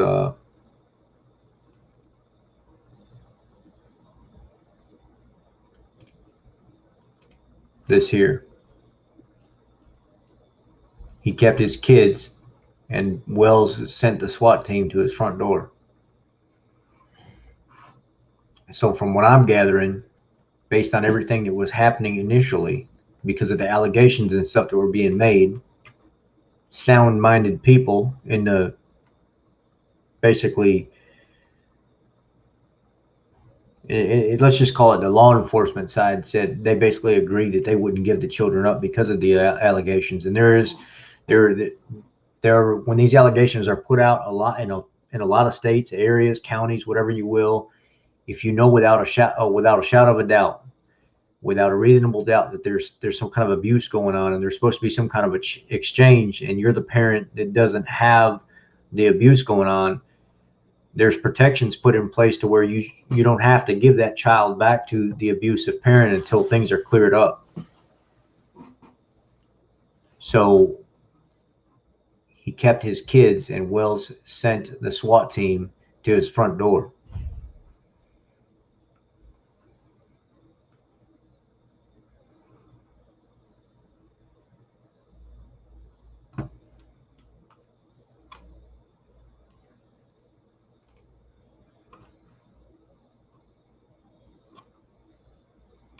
The safe haven for children in circumstances like this is where the child says the child feels safe. So if the child feels safe with dad, until something's done about it, the child needs to be with dad. That's it. Bottom line. At that point, the voice of the child is the authority. And that's where we need to start focusing this stuff, is when a child says, I'm safe with dad or I'm safe with mom, that's where the child needs to stay until something is investigated on the whole matter. Why we think that we need to speak for that child more than the child can speak for themselves is the biggest downfall to this whole entire matter. So there are evil people in the world, and people do evil things, and I'm not making excuses for them. But at the end of the day, when that child says, I don't want to be with you right now, I feel safe with dad, and I'm being abused, this and that, well, then the child needs to stay with dad until they figure out what the heck's going on. That's that. End of story. That's the deciding factor right there. It's not up to what you feel as an adult or a judge or a political figure or cop, whatever it is that makes that choice. That's the child that makes that choice until they figure out what's going on.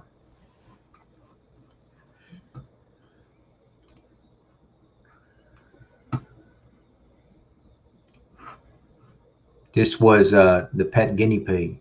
It had taken a knife and cut the legs off the guinea pig and then threw it away.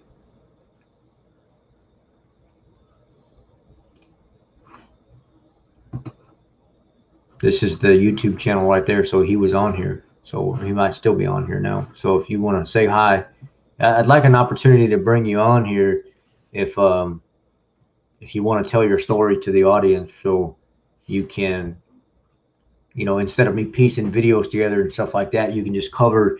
And what I'd like is, I'd like for a lead up to, you know, basically how y'all met, you know, what was it like before all this started going on, before everything split and fell apart, kind of give some people a little backstory on you and your relationship before this happened. So some people are interested in that. The majority probably aren't, because abuse is abuse. You know, all that stuff, other stuff is irrelevant. But some people do like to hear that stuff. Like, you know, hey, we met when we were 22 years old and we had this loving relationship, and then all of a sudden things started to fall apart, but by then she's already pregnant, you know, yada yada yada. I haven't seen a good story that lays all that out ahead of time, and I know some people don't think that's very, very important, but there are some people that do want to hear that. What happened before all this? What led up to this? What got to this point to where these things were being done? You know, how long do you suspect that they were going on?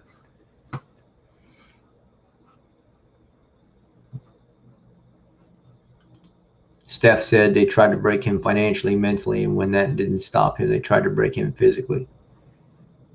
But obviously they weren't able to succeed like they thought they would, which is that's a strong person that can make it through all that.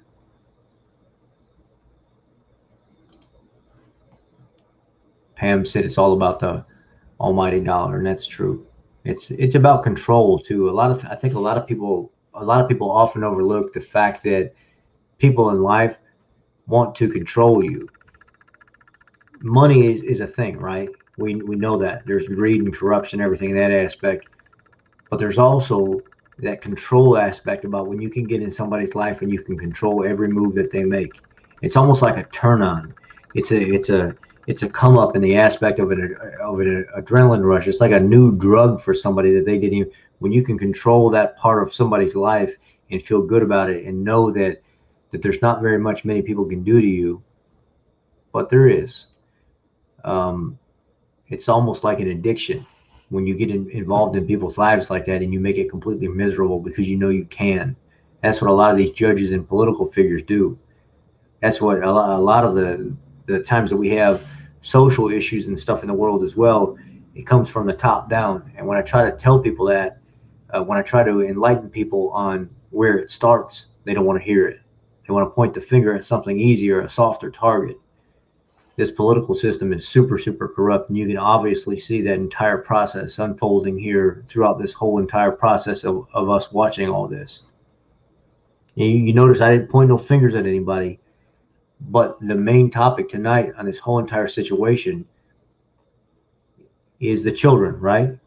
But the main topic is the children, but what's being talked about is the type of political injustice, the type of corruption that's in the system that people are often having to deal with in their lives. There's two things that we don't talk enough about, and that's the people that are controlling society. We're always wanting to point the finger at politicians and presidents and stuff like that, but we don't talk about local mayors. We don't talk about city councilmen. We don't talk about judges that make these calls. And a lot of people always want to point the finger at all these other people, and they don't realize a lot of the problems that they're dealing with is at a local level. A lot of these corrupt judges and stuff like that control a lot of what goes on in society. a lot of the corrupt state's attorneys and things like that, the advocacy, the people that are put in place by the state, they control a lot of what goes on. It makes people's lives miserable. It perpetuates this type of environment where these children continually get abused and put in bad homes, or not, their cases dismissed and not looked at. So we don't see enough of that. And that's what we should be talking about more, instead of just trusting things blindly and then leading to situations like this where we have a father here that's trying to get help. He's trying to do everything he possibly can for years now, and nothing being done other than wasting his money and time. Not wasting, they're wasting his time. It's not a waste of his time to fight for his children. So I want to clarify that too, because I don't want people to misconstrue my words.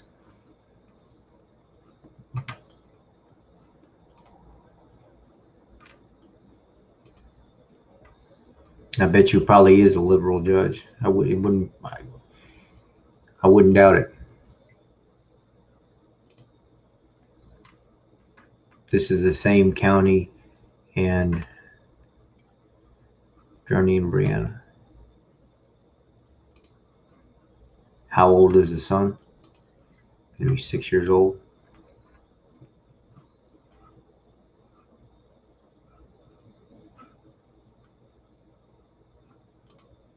Did his case make it past the judge for a higher court to evaluate and rule on, to know if the judge is being out of order?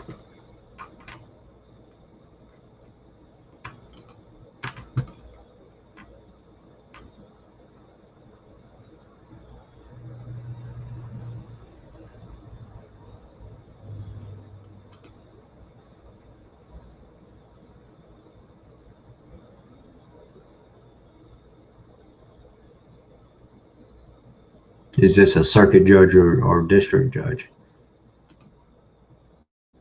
Jennifer says whatever civil is. Well, maybe we could find out real quick. So give me some statistics real quick. So while we're on here, I can look it up. Let's go back here.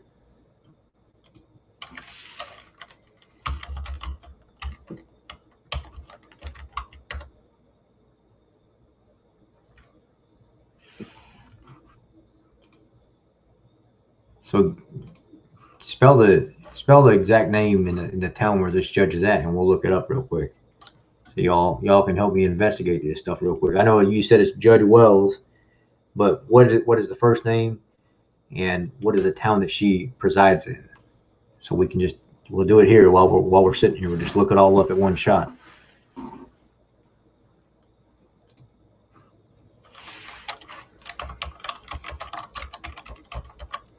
Come on, fat fingers.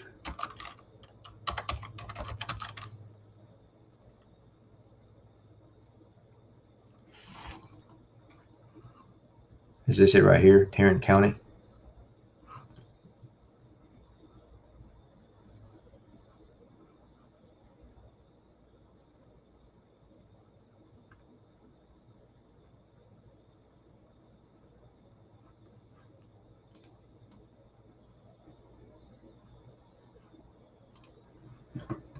So here it is right here.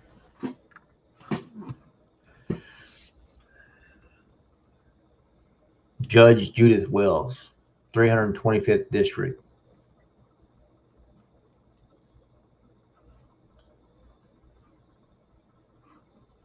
Judge Judith Wells. So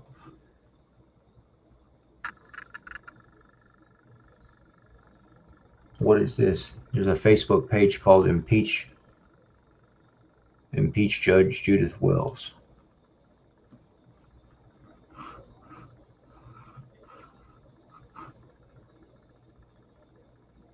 Here we have Louis J. Corner, who is a liar and a fraud, who gets away with crimes because he bribes judges in Texas. Come on. Get out of here with all this junk.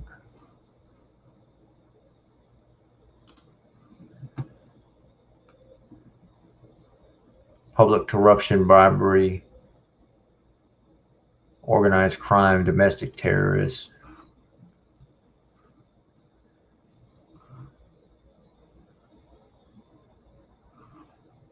I don't want this junk on there. What should this person say? public corruption, bribery, organized crime, domestic terrorists, lynch mob, dangerous criminal, fraud, and racketeering. Tarrant County District Attorney Sharon Wilson is a liar and a fraud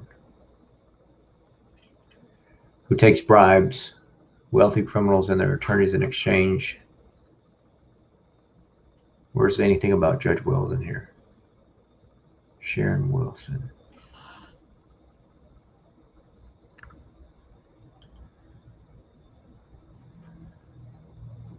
Trying to figure out if there's anything about Judge Wells in here.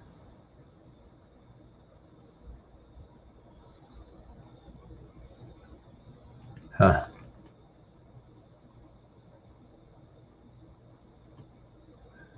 There's Judge Judith Wells responsible for child abuse. Tarrant County, Texas Family Courts. Let's look at this real quick. I don't know, did it pop up for you guys? No, it didn't pop up. I'm gonna have to share it.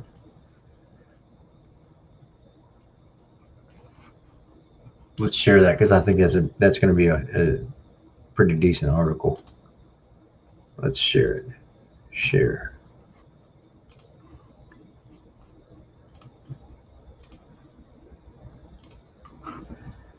All right. Let's look at this. Tarrant, come on. Stupid pop-ups. Tarrant County has had a long-standing reputation for bias and corruption in its court. In one notorious incident, Texas District Judge George Gallagher of Tarrant County used electroshocks on defendant when Morris was tried and convicted of solicitation in 2016.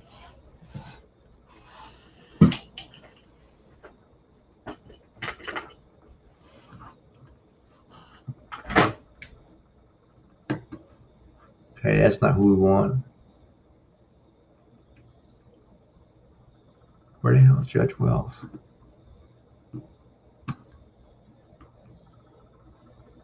Ah, here, right here. Well, that's the story. More recently, several high-profile cases have involved one Tarrant County judge, Judith Wells. Judge Wells is a Republican. What the hell? Republican judges acting like that? Wow, would have never thought. Judge Wells is a Republican who last won an election in 2018, according to the website Ballotpedia. Judge Wells has a 2.6 rating out of a 10 at the Robbing Room in 5 ratings. All ratings were bad.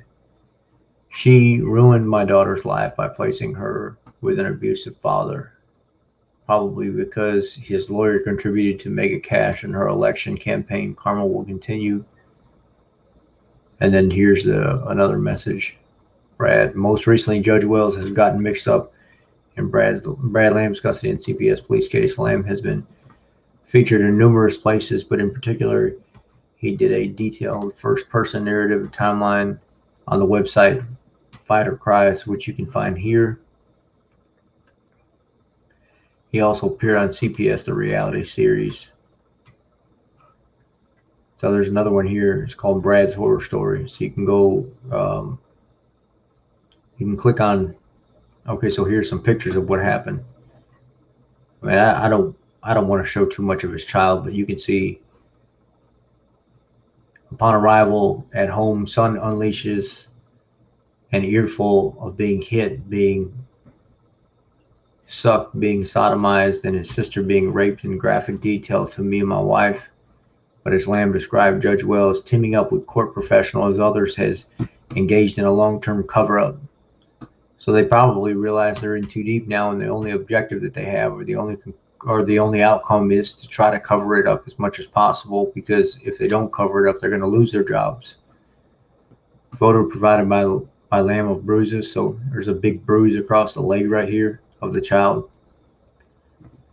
Not only does his children abuser's step-sibling continue to live with Lamb's children, but Lamb has been slowly but systemically removed from a child's lives by Judge Wells. He even described going to jail in 2019.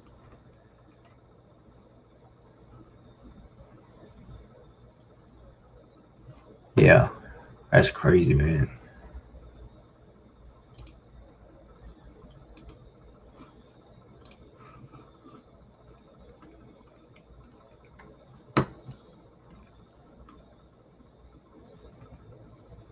It's ironic this whole page is called Impeach Judge Wells. Impeach Judge Wells.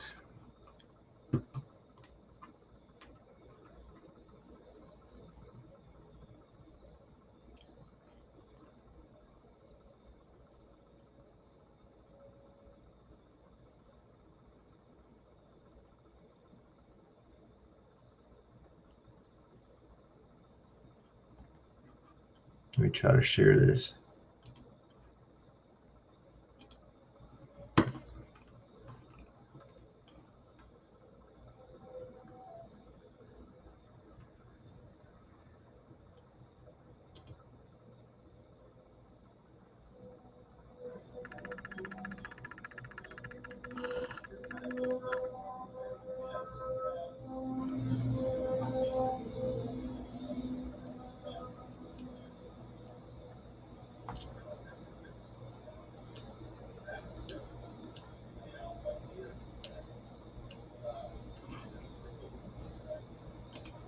Trying to read this story right here from Brad.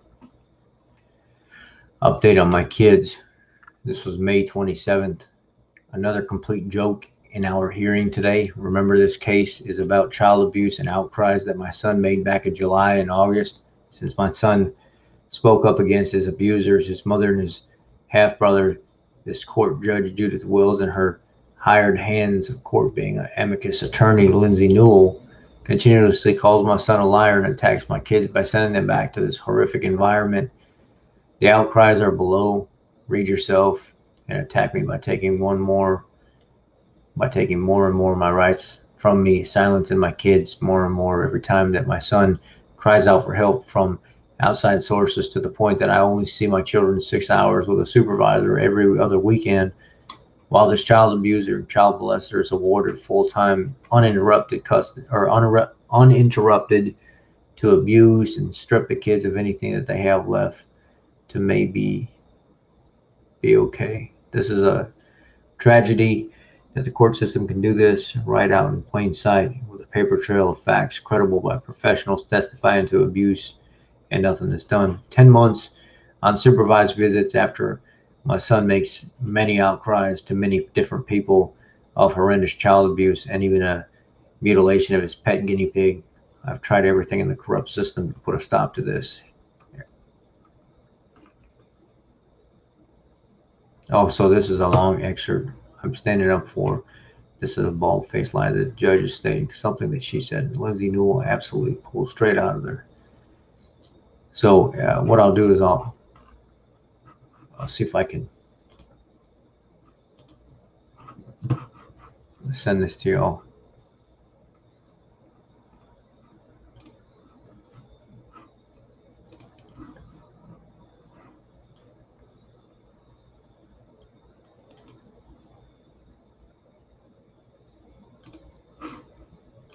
Try to send this to you guys.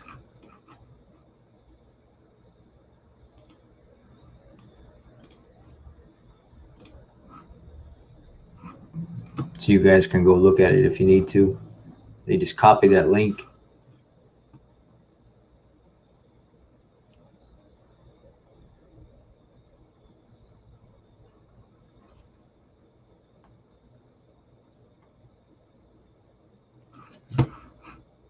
I'm just kind of searching around, guys. You know, I know everybody wants to tell me what to believe and stuff like that, which I'm not saying you guys are directly doing that right now.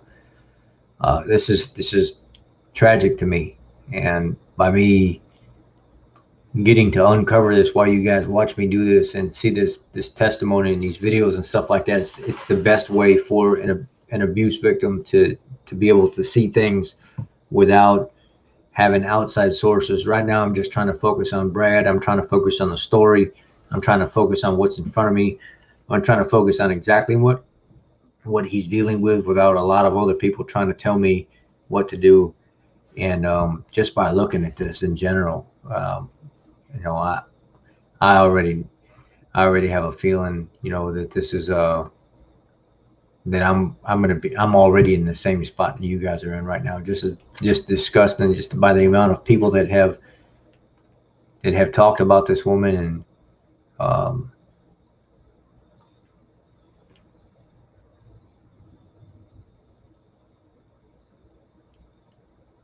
seems like Texas does not have their crap together when it comes to this at all.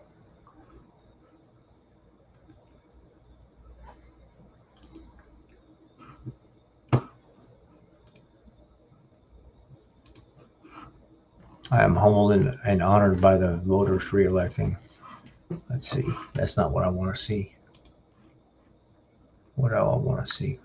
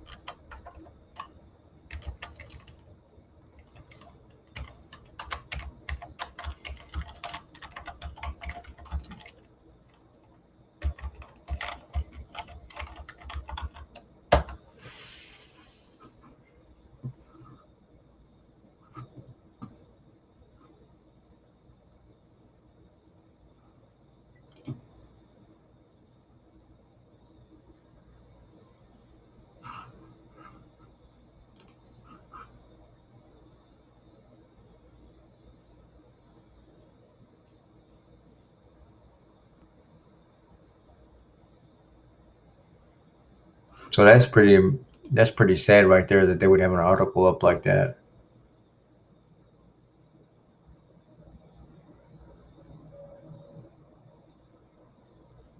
What video?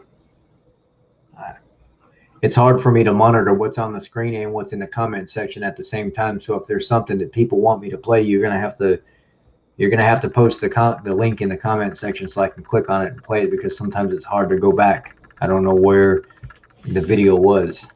I can't monitor the messages while I'm trying to still look at everything else while I'm doing this at the same time. So if you can share it with me, that makes it easier on me.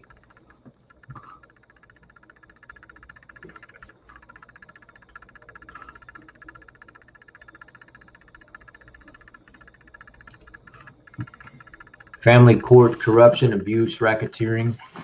It's not safe to live in Texas. Tarrant County Family Courts of Fort Worth, Texas is considered a cesspool of corrupt, perverted, abusive family court judges and corrupt family attorneys who stand and allow the corrupt, abusive, perverted judge to abuse, torture litigants, families in crises, victims of domestic abuse and child abuse. The more abusive and corrupt Tarrant County Family Court judges are, the more family attorneys profit, and the family court system profits off judges. Abuse for profit, racketeering scheme. Tarrant County Family Courts of Fort Worth, Texas are siding with abusers on all purpose. Corrupt family court judges and attorneys are teaming up with the abusers to abuse and torture litigant. Corrupt family attorneys are allowing abuse and torture of their own clients. This forces victims of abuse to keep hiring family attorneys for help to get the abuser to stop. We need cameras in all Tarrant County family courts. We are demanding that the FBI steps in to help us battle against all the corruption and abuse in the Tarrant County family courts. It's not safe to live in Texas.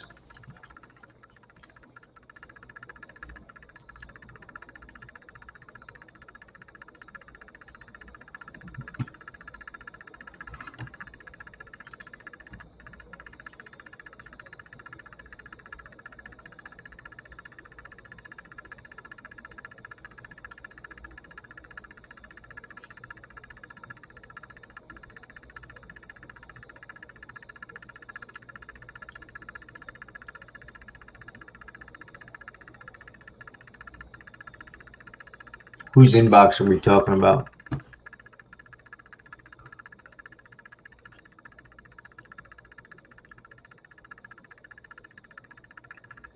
What's up with the whole? What's up with this comment here? Who is this, and who's checking what? Please specify.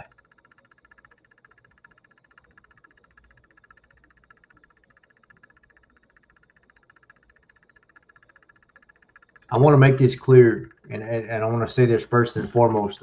I'm going to give everybody.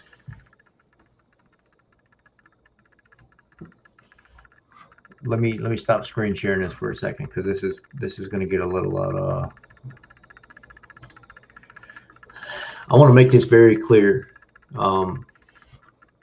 specifically pertaining to this comment here. Brad's team is in here. I don't care who's here. I don't care whose team is here. I don't care who's representing Brad. I'm interested in Brad, his story, his words, and the children. At the end of the day, that's really all I'm interested in. I don't mind you guys helping me. I don't mind you guys sending links to me and stuff like that. But I don't want a comment section that's full of all of Brad's team members announcing that they're here to make it like you guys are gearing yourself towards skewing the comment section a certain way. I want to make it clear that I would like people to stay calm. Don't be announcing that all Brad's people are here and stuff like that. I've asked from the beginning very respectfully to everybody, just let's stay neutral here. Let's not announce specific things like that or whatever it is. And let me go through this. Let people be uninfluenced by your presence being here, and let them see things as it plays out. Now, Brad's team being here, okay, I get it. I get you guys are here. But please keep that to yourself. If I ask somebody to share something, if somebody else asks somebody to share something, just nicely grab a link, share it with them. You being on Brad's team is irrelevant. And I just want to make that clear. I'm not trying to be a jerk about it. But when you say stuff like that, and then people go back and look at the comment section on my video, they think it's a very, very, very biased video. I've done enough of these to know how this ends up. Let's just keep it very neutral. You don't need to announce who you are, whose team you're on. If somebody asks for a link or for some help, just nicely help them, and just either stay around or move on about your business. I'm very interested in Brad himself and the child. All that other stuff, it's nice, but it doesn't bother me none.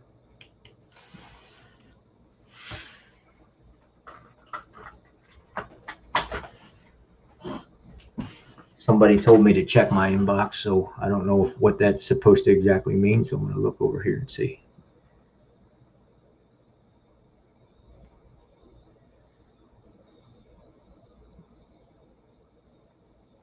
What am I checking?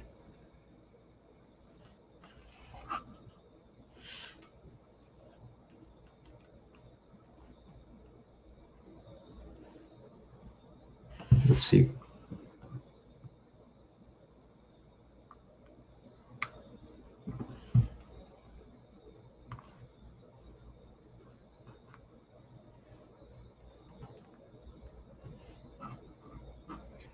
That's fine, guys. If you guys are going to do the legal matter stuff and everything like that, or whatever, you guys are going to try to help each other out outside of this video, as I've asked for enough respect and stated that, I will take care of that stuff, the little side chat stuff, and how you can help each other and stuff. Message each other off of here instead of doing it while the video is going live, because it looks like it's biased. As I've said, people don't know what your comment means. I'm just asking for that much respect, please. This is very, very important to me.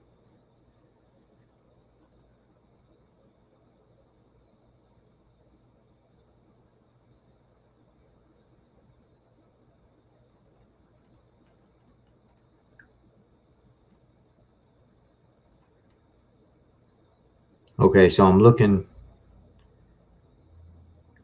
Now, I see what you mean by that. I see that the polygraphs and stuff are here about the test that we're taking and stuff. I get it. But is there a way that I can pull it up on here without having to go to my messages? Because I can't take what's on my phone and put it on here. So if there's a link or something I can go to, that would help more.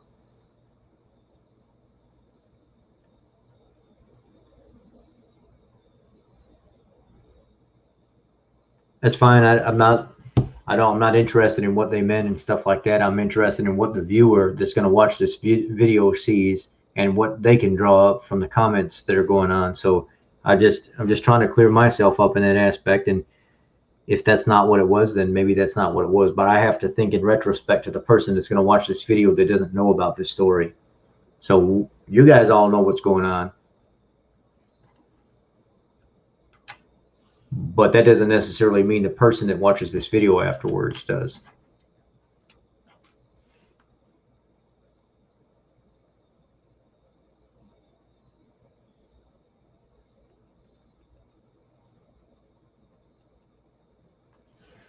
All right, so I'm going to continue on because I'm getting this.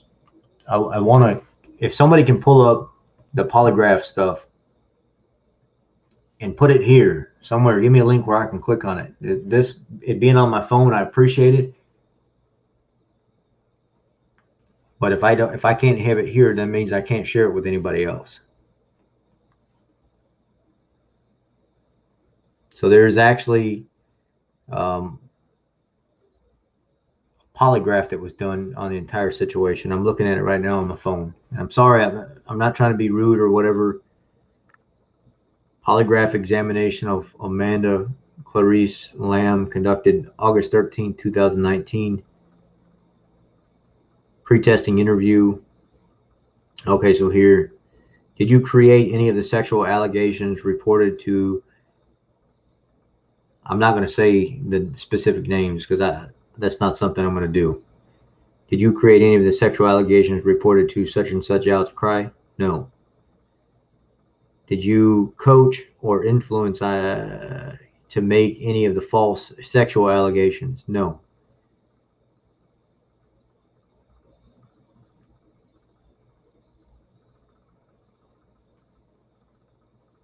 Did you lie in your affidavit about make the sexual allegations we reviewed? No. Test results.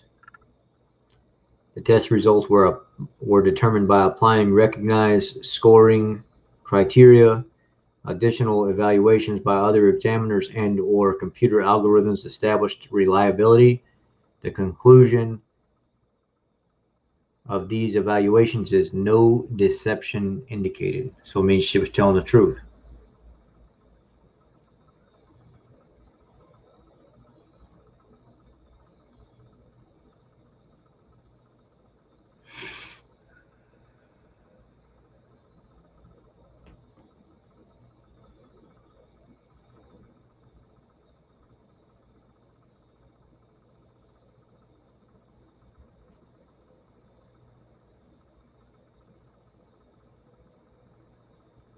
All right, so here's the second part.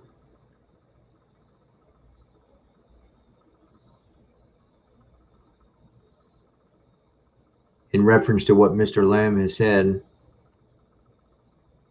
such and such about reported sexual outcry, he stated he told to tell people and to tell everything to the teachers, to the police, and to Miss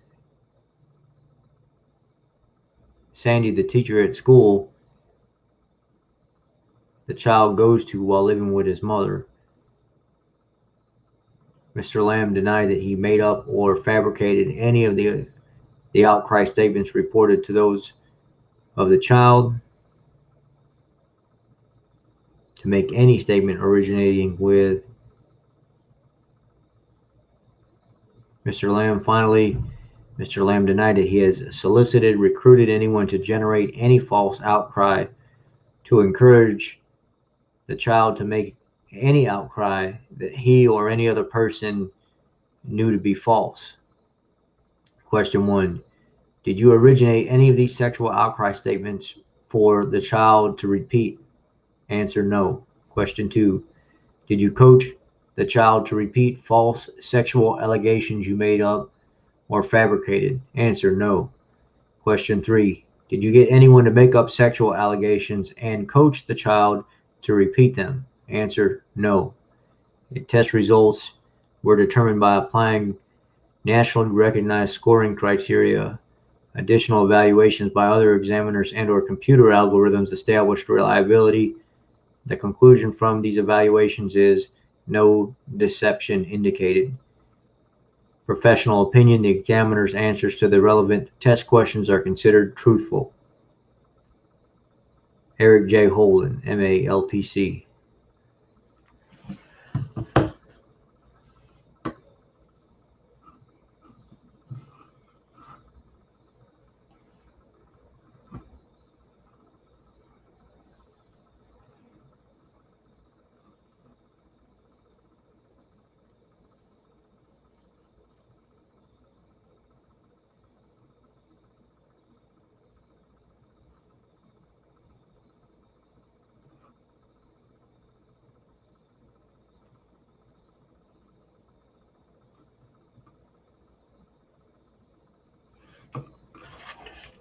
I can email them to myself, but I don't know that that's really all that important right now. I'm going to try to pull up the polygraphs through, let's see. Yeah, but I need links. I get that people are sending me stuff to my phone, but from my phone to here, let me see if I can do this way. I'm gonna have to go on my own live, which I don't really want to do.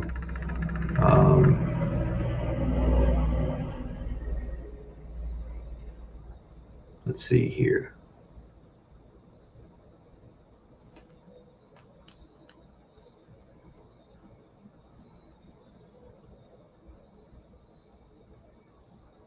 I don't know if it'll let me post them in my own live.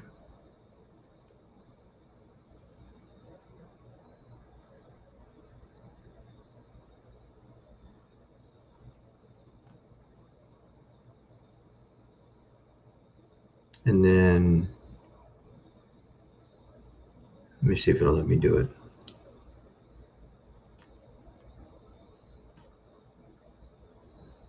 It ain't gonna let me do it.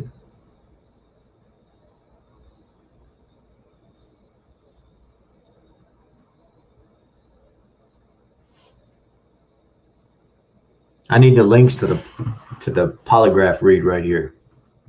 If you can post the links here instead of to my phone, that'll work better. I'm not going to be able to get them off my phone onto here unless I email them to myself, and then I have to share the email screen to go into them. If somebody could just give me the links to wherever the polygraph stuff was pulled up. But then again, I don't know if that's such a bright idea either, because it does state the child's name inside the polygraph stuff. I mean, y'all are just going to have to trust me on this and find out. You're going to have to find out for yourself. I mean, that's one thing that I don't like doing is the child's name is on here. And I don't know if that's okay with Brad to share that. There you go. That's fine. There's Stephanie posted it right there.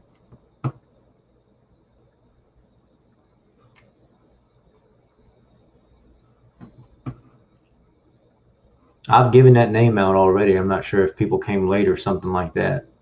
But I've mentioned his Facebook page several times already, so I'm not, maybe people came in late. I'm not sure what that was all about. I'm trying to find more information on Judge Wells. Okay. This might be good. This might be real good.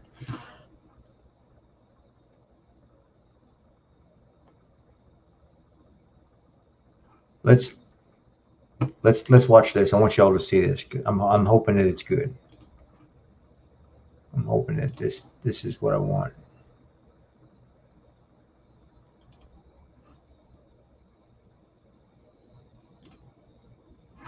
Y'all see this? Medical and regulatory abuse in the state of Texas, a problem with the public not protected from doctors, psychiatrists, therapists, legal establishments, helping to keep the practice and them in practice and hurting people.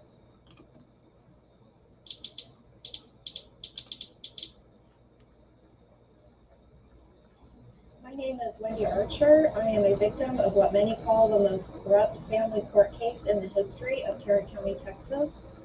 This was case number 325-371-56304 in the Tarrant County District Court, and case number 2-10-201-5 10-141-CV in the 2nd District of Texas Court of Appeals, and case number 10-0572 in the Supreme Court of Texas. For the sake of children in Texas, I'm making a most heartfelt plea that Congress, politicians, law enforcement agencies, and the people of Texas insist upon the investigation of and end to the epidemic corruption in the family court system in Texas, especially in the Tarrant County Family Court System. In my case, Judge Judith Wells violated every canon of conduct that she is sworn and obligated to uphold. Her actions were unethical, immoral, and corrupt. Judith Wells blatantly violated my constitutional rights. But even worse, Judith Wells knowingly and intentionally caused my children harm. The evidence in my case was absolutely indisputable and all in my favor, including testimony from every single witness, even those who wished to cause me harm. The evidence of Judith Wells' misconduct and corruption was thoroughly documented. Yet every effort through the legal system to save my children from Judith Wells' reign of terror was dismissed, disregarded, and denied, ranging from district appeals all the way to the Supreme Court of Texas. Judith Wells' unethical, immoral, and corrupt behaviors have been ongoing and documented for many years. Yet no amount of begging and pleading and evidence from her many victims have brought relief or safety to the children she victimizes due to the corrupt culture in the Tarrant County Family Courts, which are closely connected all the way to the state Supreme Court of Texas. Inappropriate personal relationships between judges and court-appointed amicus and ad litem attorneys, campaign contributions that clearly serve as a way to purchase desired results in court are only a few of the issues that contribute to this vile and perverse corruption, in which judges protect their own and refuse to reprimand or rule against other judges. As Judge Jeff Walker told me in his courtroom, in front of witnesses and on record, with his finger pointed in my face during a recusal hearing, attempting to save my children from the clutches of Judith Wells, I quote, "If you write us judges a check for campaign contributions, we will give you all the time you want in court."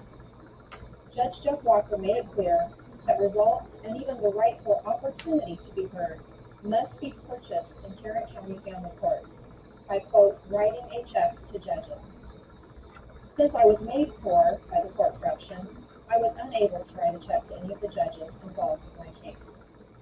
Make no mistake about it, children are for sale in the Tarrant County Family Court System, and it can happen to anyone. The children of Tarrant County and the state of Texas need your help. That's crazy.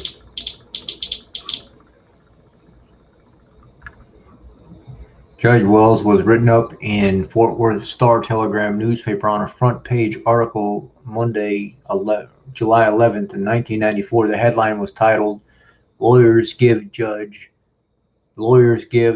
Take, Ethics Experts Worry. The article was about Judge Wells and the issue of her possibly taking bribes in the form of campaign contributions in exchange for favorable judgment in her court.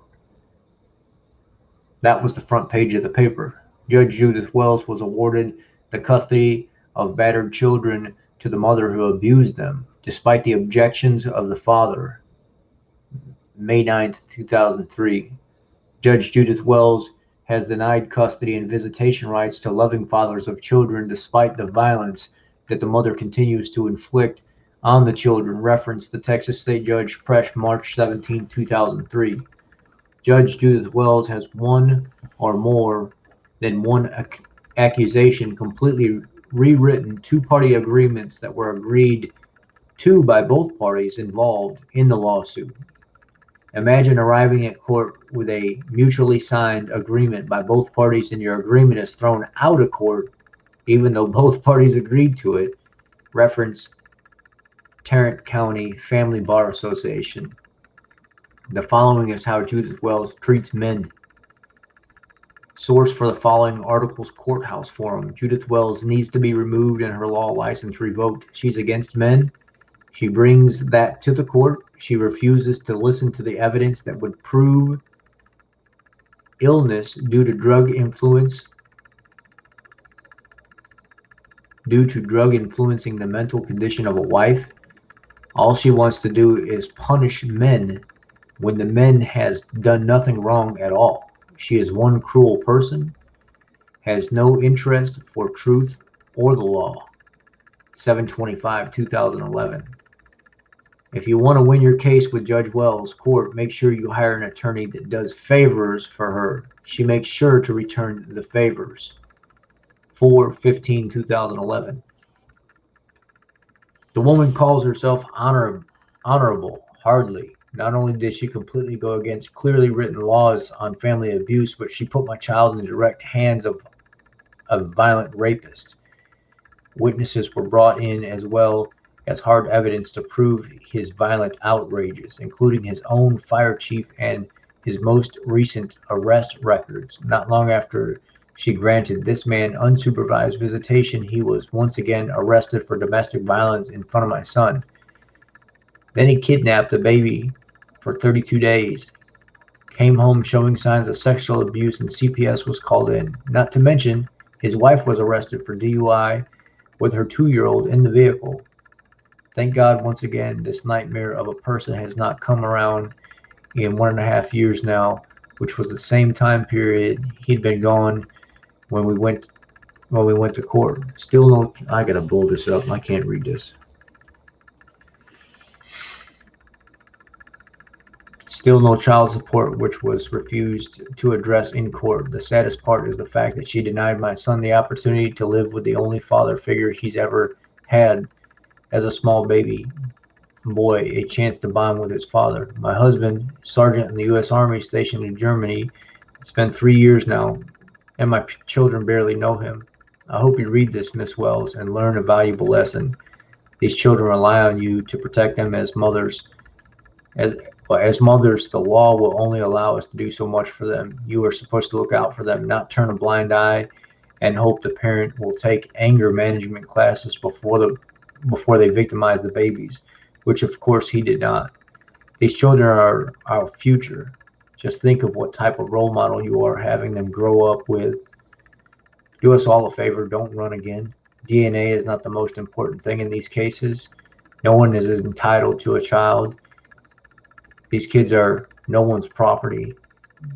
Jesus, you don't even have children. You don't even have children. How could you ever know? How could you ever think you could make decisions for these kids' lives without knowing the fear and love a mother feels every day? 3/28/2009. Judge Wells is the worst. She's crooked and makes no effort to hide it. She acts like she's immune from scrutiny and justice.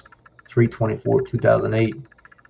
I would not trust her with my dog. 11/6/2006. If you are a father going through a divorce in Tarrant County and happen to have Judge Judith C. Wells as your judge, you better get ready to take it up the ass. She will award child support above the normal amount, and she will make you pay all of your ex's attorney's bills. You are seriously better off quitting your job and drawing unemployment or doing something that allows you to hide your income. The only chance you've got to avoid this situation is to make sure your attorney is one of her political contributors and that he or she contributes financially to her campaigns, because Judge Wells always rules in their favor. A conflict of interest? You be the judge. Texas. As he rules, judge should have listened to the mom regarding visitation. 7/9/2008. Judge Judith Wells, Tarrant County District Judge Wells, improperly ignored the mother's objection when she awarded grandparents 3 days a month with the woman's 7-year-old child. Texas Supreme Court decided June 27th. The justice unanimously directed Judge Wells to vacate a temporary visitation order she granted last year to Bobby Cook and Jamelia Cook. The justices agreed that Judge Wells abused her discretion by reaching a decision without giving the mother, Stacy, Chambliss a meaningful opportunity to be heard. Chambliss formerly shared custody of the child with Bobby Cook Jr., whose parents supervised his visitation.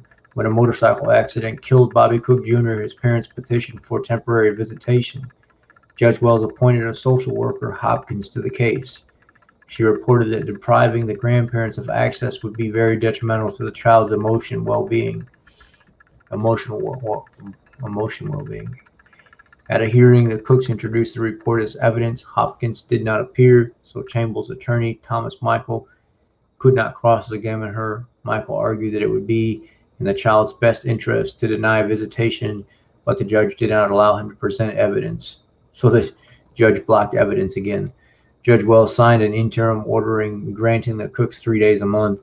Chambliss petitioned for a writ of mandamus at the 2nd District Appeals Court in Fort Worth, and the 2nd District denied relief. Chambliss appealed to the Texas Supreme Court, where she won mandamus relief. According to the justices, the Texas Family Code presumes that a parent acts in the best interest of a child. To overcome this presumption, they wrote, grandparents must prove that denial of access would significantly impair a child's physical health or emotional well-being. Then Dinah Stallings represented the grandparents' comment about how Judith Wells treats men. The great father and dad's rights activists can use your help against one of the most corrupt, biased judges in the county. Judge Judith Wells of 325th District Court in Tarrant County in Fort Worth. He's the father that went on a hunger strike. The judge has violated his constitutional rights on a number of occasions. He intends to punish her for his speaking out about her feminist pro-mommy gender apartheid court. If you'd like to fax the judge and say a word or two on behalf of this father, fax the judge at Judith WLLS. Maybe they spelt that wrong. Maybe they meant to say WELLS. CO Tom Wilder, Clerk of Circuit Court, 35th District, at 817-884-3242. There's just, oh my God. Look at this.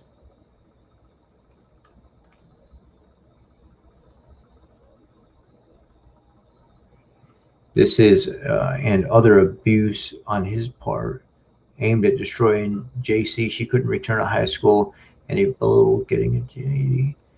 What could she do? To a certain extent, his mission is destruction. Blah, blah, blah. So this is somebody's like full blown. I wrote earlier to Daniel Smith must be in control. Those he cannot control anger him and has demonstrated this anger.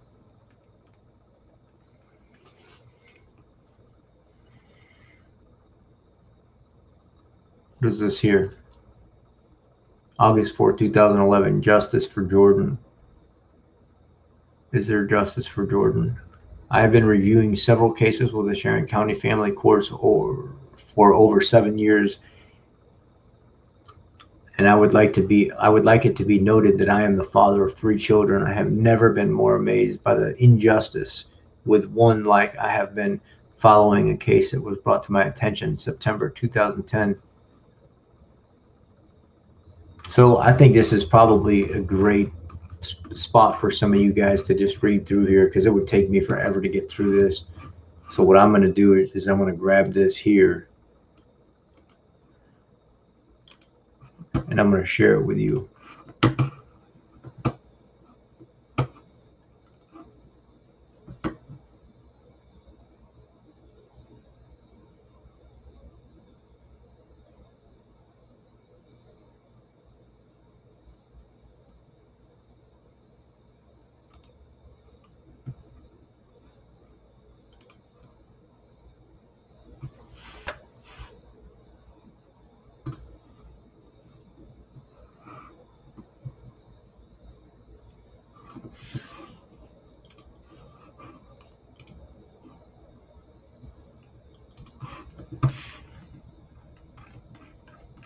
Let me go back down here where I was at. So this is a huge story right here. I'm a concerned citizen who was raised to believe in justice, in the justice system, and I have learned by experience not to trust it. Sometimes it works, but nobody knows in advance when the sometime will come. If you have dealt with similar situations and had success, I'm interested in hearing what you have to say. Seems Associate Judge Terry White of the 325th also has the same issues as Judith Wells. Seems like that whole county, from everything that we've pulled up tonight, every single thing that we've clicked on, it seems like that whole entire county. What do you think? Want to call the court? The phone number is 817-884-2572. An advocate is needed. Maybe I'll be calling this court system up tomorrow to figure out what the hell is going on with this. This is ridiculous. Like everything you pull up, people are talking about how corrupt it is. What is this going to say? Okay, so this is a large story right here. An 11-year-old boy was ripped away from his mother and two half-siblings who had been raised by him his entire life since he was born by Judge Terry White. So I'm not seeing, okay, I don't want to get into that. I mean, that's another situation. That's a huge story, though. Let's see. I'm not seeing anything just skimming through here about Judge Judith Wells in this bottom part. But I know they say the two of them are like two peas in a pod based on what I'm seeing here. And then right here it says there's all the case numbers from these that are listed here. 1 week later, Judith Wells seemed to demonstrate what some people call, okay, so maybe I do need to go through this. 1 week later, Judith Wells seemed to demonstrate what some people call frauding the court. This is the process that involves the judge impeding the justice process so that the justice cannot be done. Now you see the implementation of fall apart justice. A court hearing was held without the presence of JC, and the judge reversed her ruling about the primary custody of Molly. I hope I'm saying that correctly. She was given to Daniel Smith because the court ruled it was the best interest of Molly to do so. Would you like to read the rest of the story? That's crazy how like every single person that's talking about this judge that's dealing with Brad is like straight up, this woman hates men. She wants men to have no rights. I mean, there was like one or two stories, but the majority of everything that you're seeing here, it's people saying that she's completely against men.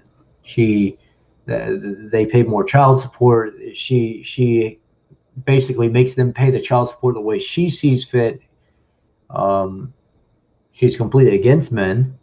She doesn't want men to have any rights, which I wouldn't think that would be like a Republican judge. It's more like a liberal judge or some real hardcore left feminist type deal.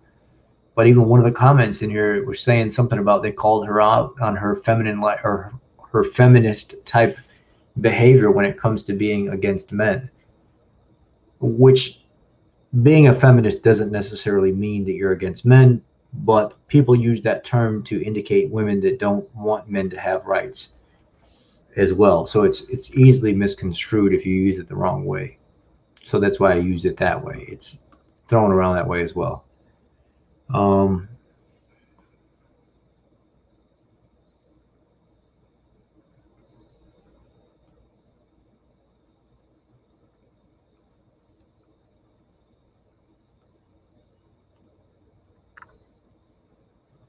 So this is a note. This is very serious. This is very seriously judge children of either gender clearly need involved in caring fathers to be normal and healthy and happy in both as children and later as adults.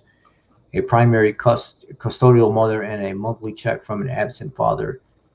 Business as casual and family court rulings is a recipe for disaster and the root cause of numerous social pathologies in adolescents and adults. Whenever you deprive a child of either parent without compelling cause, i.e. without clear and convincing proof of unfitness in either, it is tragedy for the entire family and most,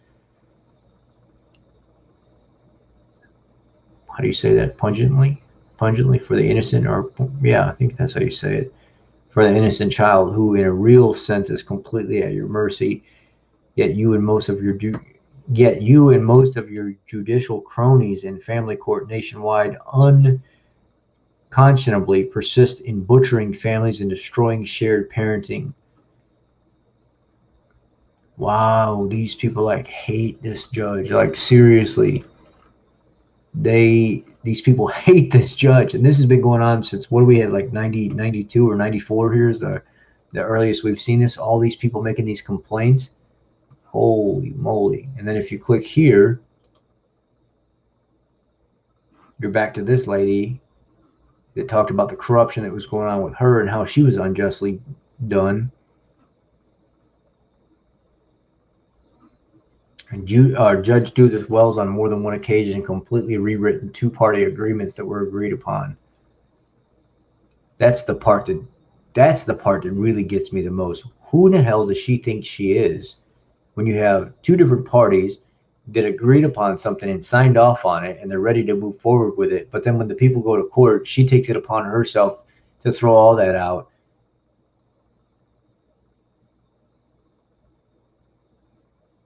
I mean, it's just, I don't understand how she has the power to do that.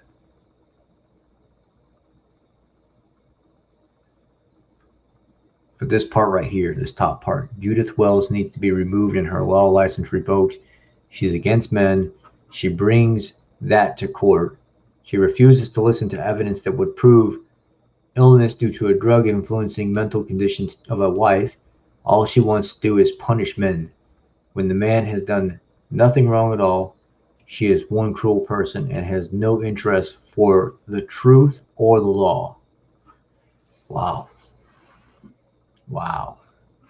So there's not one person. There's a lot of people that are against this judge. Like a crazy, crazy, crazy amount of how do you even justify any of this? How is this lady even a judge? Supreme Court judges should be, I wonder why this is popped up under her name.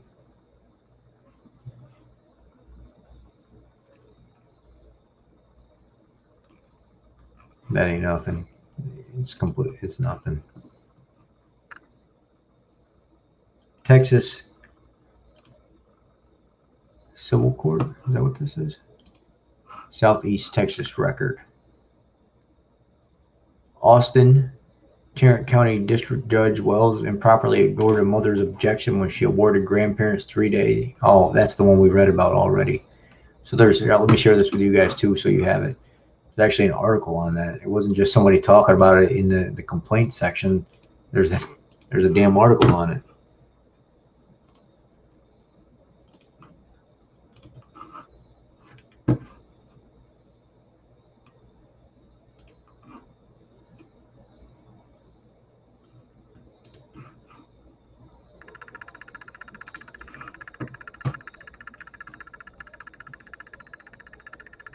Family court shakedown. How much corrupt family court judges of Texas charge under the table? Oh.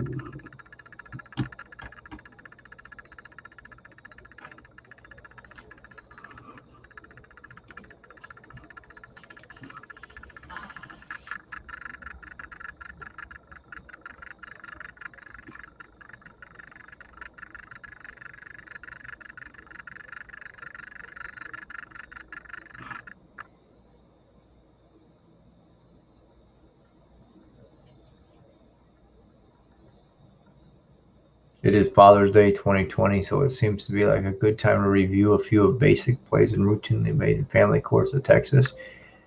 At this writing, I am running at 50% with having lost my relationship with one daughter and just read some very touching remarks on a Father's Day card written by my youngest daughter. So how did this end up this way? Were there outside influences pressed upon my children that one child was able to resist while the other child was not? I believe the answer is yes. The judges in my case both met with my children privately, but why? There were no charges of any kind against either parent, so why were there any private meetings needed? The answer, I believe, is to influence the children against one parent, me. The same judges took away more money from me in the form of child support than meets the guidelines of the state and fined me heavily when I fought to protect my children from their abusive mother, plus get my child support reduced. My life and the well-being of my children had been confiscated and were not being returned. You see, in Texas, if the dad is demonized, then he can be punished by the system, with the judges leading the charge and their buddies, the attorneys, in tow, all having a scam party at someone else's expense. The overt and covert demonization of dad is realized by the children, and in some cases can scar them emotionally for a very long time, as I have witnessed. So this is the review of life after the active Texas family court scamming has run its course. The emotional wreckage continues. I therefore believe that in Texas, Father's Day should be renamed Demonizing Dad Day to commemorate the destruction of many important relationships. That's super, super powerful, to be honest with you, because it's true. I mean, how can you deny that?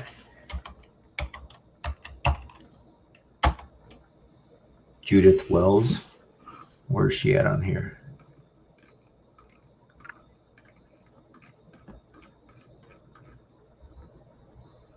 Okay, so I'm not sure. Maybe I need to click on that.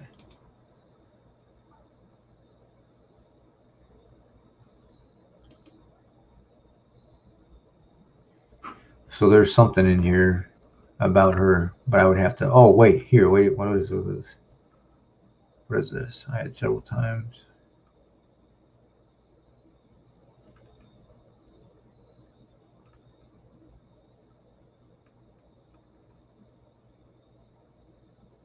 Yeah, I don't know. That would take forever to go through all that. And that's just a bunch of people. It's not just even one specific thing, to be honest with you.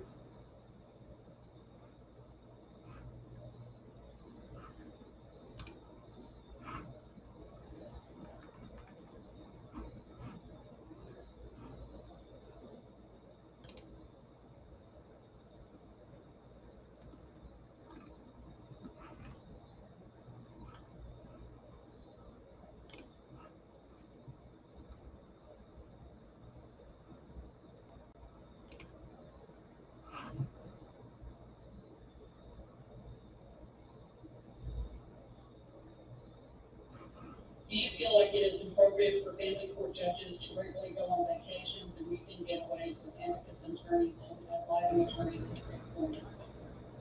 I know that happens and it shouldn't happen excessively, but attorneys and judges are friends before they become these roles, and some of these friendships continue, but they also have to abide by their ethical considerations and not reach those ethical goals that they each have. And I think most of our attorneys and our judges do that. So it's not the best thing, but it does happen, and this will be better if it doesn't. The question is for Judge Judith Wells. It's kind of ironic that you put this question because I was just reading a page that I followed, the same topic. It says, do you feel it's appropriate for family court judges to go on vacations or weekend getaways with amicus or allied attorneys? And it's interesting because it mentions you specifically. And it says, for example, Judith Wells going on a weekend hunting trip to Hot Springs, Arkansas, with amicus attorneys. So, I guess my question is, if you are reelected, we could discontinue doing things that get my parents. I will. I mean, with Wendy, somebody's asked a question, and I heard it was written by you. Is that correct? That is correct. Are you going to discuss it or not? Sure, we Okay, can discuss it. because that was the very last question that was addressed to Judge Judith Wells. Now, Judge Judith Wells was involved in your case, is that correct? Yes, she was the judge in my case. What would you, I mean, tell me exactly, to some detail if you can, Sure. if you're free to, what actually happened in that situation? It's regarding the question that was asked tonight. Well, regarding the question and regarding the whole thing that happened with you, I mean, it was really enlightening shocking to me to hear that she said she would no longer do that. In other words, what she was saying is, yes, I have done that in the past. Boy, did that seem like a hypocritical position. Putting forth this face, this is what should happen. Not disclosing the fact that she had done it herself. And it sounds to me, from the question that was asked, possibly that also may have happened in your case? It did happen in my case. And so what was interesting tonight at the forum was Judge Wells drew the question from the whole question. Right. And the question was, do you feel it's appropriate for judges to take vacations, or do we get getaways with court-appointed amicus attorneys or ad litem attorneys that they appoint? And her answer was that she did not think that that was appropriate. She thought it happened sometimes, but it really shouldn't happen. She said it would be better if it happened less. And so she really implied that she was sterling silver. She implied that she did not do that, and that she thought it was inappropriate, and that it should not happen, and it should be very limited. But I know for a fact that she went on many vacations and weekend getaways with the amicus attorney that she appointed in my case. Okay. And so then the question came back up again, and someone asked her straight out. They said, I understand that you did that, actually. You went on vacations with court-appointed amicus attorney that you appointed recently. Right? Yeah, and she, and the person said, that if you get reelected, will you stop going on vacations or getaways with court-appointed amicus attorneys that you appoint? And she said, I will. In other words, saying, I have in the past, I will stop in the future. Yes. Do you believe her? That's an opinion question, so nothing is wrong. I believe someone who would violate every single canon of conduct. So in other words, I can't believe I have found her to not be honest or a believable person. So okay. I would say I probably don't believe. What we're talking about here is a family court judge who, again, violated every single canon of conduct in our case. Right. Those canons of conduct are incredibly important. Those are to protect the litigants. We requested the findings of facts and conclusions of law for her to support the rulings that she made. And she ignored that request entirely. She never provided the findings of facts and conclusions of law. Because I guess how could she when she didn't base the rulings on facts or law? So I don't find her to be an honest person. Yeah, okay. And then in the situation as far as for the Texas Penal Code regarding deprivation and visitation, there was recently we were in a meeting and that was mentioned that is a state jail felony. Yes. And that evidence was presented to her and she just kind of ignored it, is that correct? She ignored it entirely, yes. And that was on multiple occasions, is that correct? There were 16 violations of Penal Code 25.03 in our case, and that's what prompted the litigation in our case. Okay. And she ignored that entirely. Yeah. She ignored it entirely, she made you pay child support. Yes, yeah, she changed me from custodial to non-custodial, and then she approved a motion. She made a ruling for me to pay child support, and it was very crippling, very inappropriate child support ruling. Oh, absolutely. Now, I heard that you met with her opponent and talked with her. How did that meeting go? I did. I met with Cynthia Terry a few weeks ago, and it went really well. And I had a lot of questions for her, but it was apparent to me that she has an understanding about medical alienation, and she really cares about that issue. Right. And she understands that when there are violations of the court order, violations of Penal Code 25.03, she understands that that's a huge red flag against the parents making those court violations, and she understands that it's important to remedy that situation immediately. So, in other words, when there's that motion for enforcement, when there's been violations of 2503, she understands that that needs to be taken very seriously and taken care of right away. So, I guess the final question I would ask, you vote for one of these two individuals? Well, I will definitely be voting for Cynthia Terry. Okay. No doubt. Okay. Okay. And you would encourage anybody who's interested in families to do the same thing? Absolutely. Yeah. Absolutely. Yeah. You know, like I said, Judith Wells violated every count of conduct in our case. And, you know, regardless of, you know, your political party or what you believe about, you know, divorce, I don't think anyone can support having judges in place who violate Ethical conduct. Yeah, absolutely. Wow, this woman is this one, yeah, this woman is a piece of work, man. This woman is really a piece of work. Just every single person that we pull up on her is completely a pattern of misconduct, throwing everything out, not being fair to people, doesn't care about the situation at hand. She just, it's all about her control, what she thinks, standing up for, or not even siding with the people that she's friends with, that goes on vacation with, and apparently doesn't really know how to do her job all that well, and she doesn't need to have that job. I'm surprised I've been able to find all this stuff on her. Just look at this.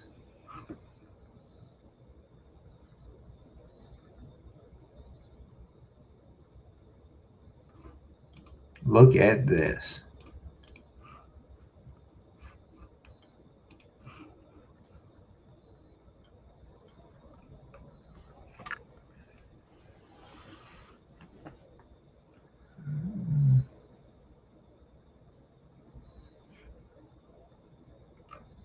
So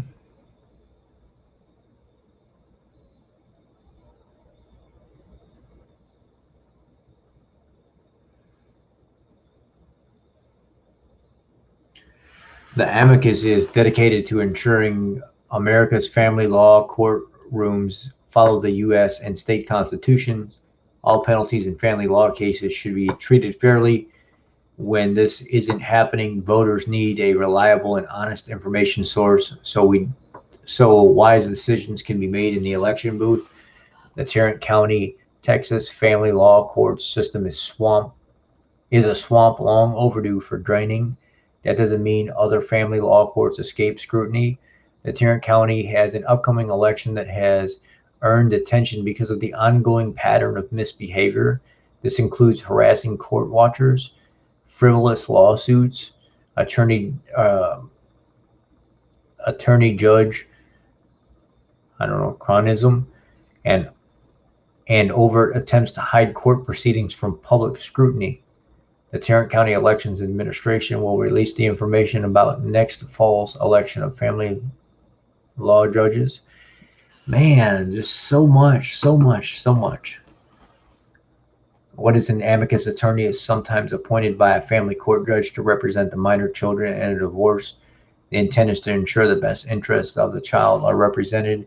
At face value, this may seem like a worthy endeavor. However, this lofty ideal has been undermined in Tarrant County by favoritism, cronyism, or I can't say that, cronyism, and outright corruption. Until there were enough complaints, judges were appointing amicus attorneys via an exclusive good old boy system rather than by a fair and impartial appointment roster. More often than not, amicus attorneys are not even needed. They are expensive, they create turmoil, they cause additional emotional distress for both litigants as well as the children. Court watchers are community volunteers concerned about the fairness and the rule of law in family courts. They are honest, tax-paying citizens of all education levels and backgrounds, yet they are treated like potential criminals the moment they enter the Tarrant County Courthouse. Their movements are tracked and broadcast widely throughout the building. They are searched and denied possession and access to any recording devices. Taking notes is prohibited. Court watchers in Tarrant County have been forcibly sworn in as witnesses and sentenced for hours to prevent any observations of court activities. They've also been threatened with bodily injury, and at least one was arrested, jailed, mysteriously injured while incarcerated, denied medical treatment, and slammed with an unreasonable high bail to ensure silence. What is SLAPP? A strategic lawsuit against public participation is commonly used by some Tarrant County family law attorneys to silence criticism. The plaintiff sues with a frivolous lawsuit for some outrageous figure, sometimes millions of dollars, to tie up a court watcher's resources and reduce their resolve. Fortunately, Texas and 27 other states have laws protecting defendants against slap cases. Recently, the infamous Clock Boy lost in a Texas court when he used his nefarious tactic. This is absolutely crazy. All the stuff that's coming out of this county is just it's unreal.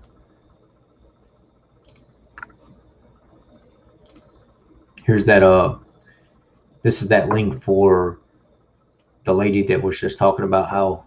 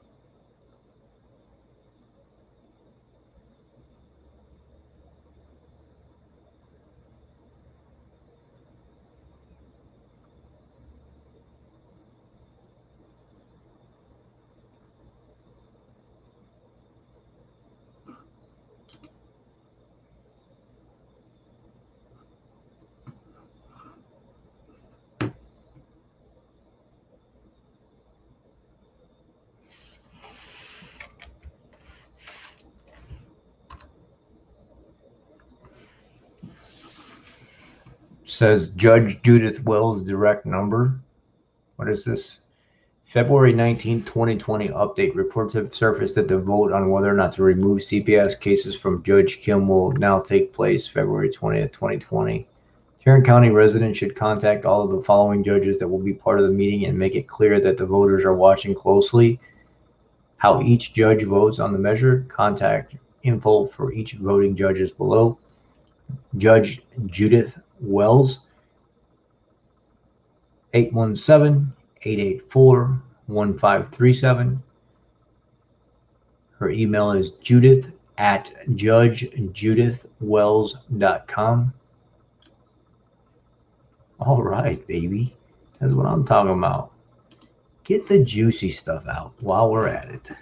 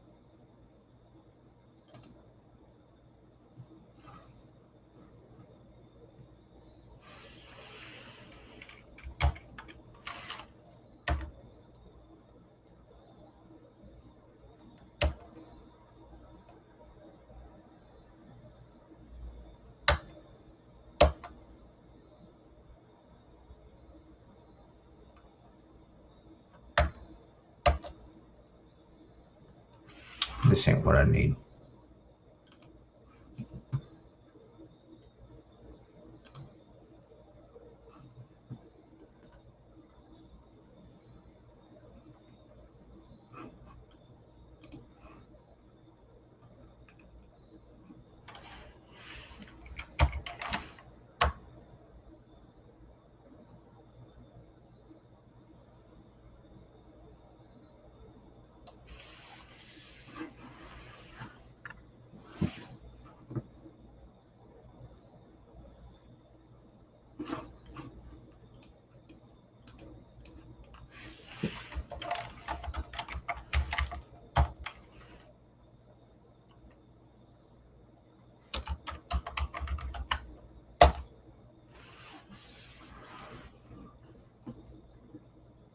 Oh, yeah.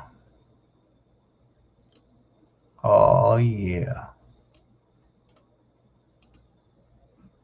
Judge Judith Wells, 325th District Court, 5th floor, Associated Judge Terry White, Court Coordinator Cheryl Lopez, Court Reporter Kirk Moss, Associated Judge Bailiff Gene LeBright. And then this is Tarrant County Family Law Center, 200 East Weatherford Street, Fort Worth, Texas.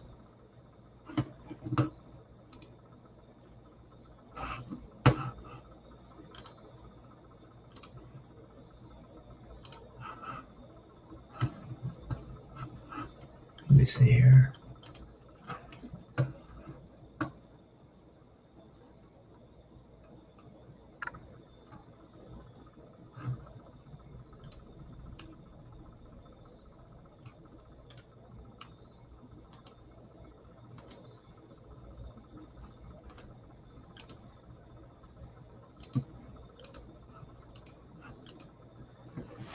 Wow.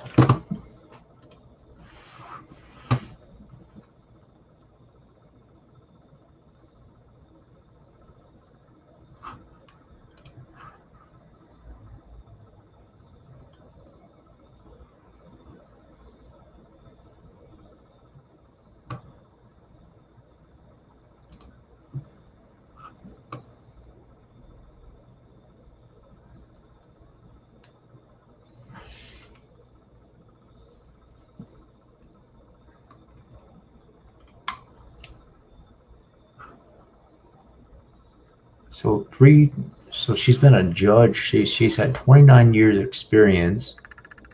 She became a judge in January of 95. 25 years and 10 months.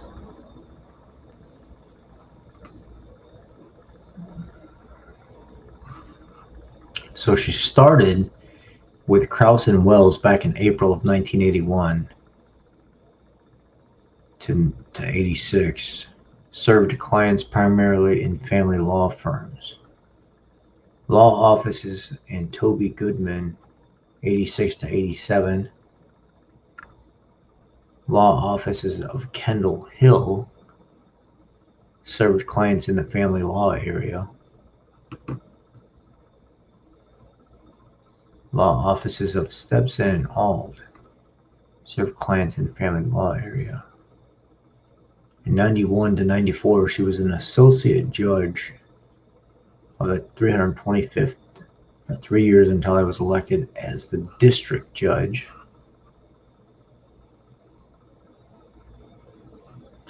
So she's been a district judge for 25 years and 10 months.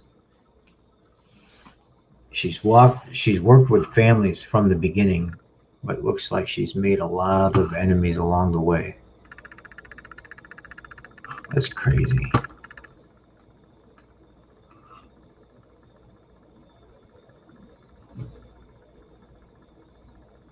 Baylor University School of Law.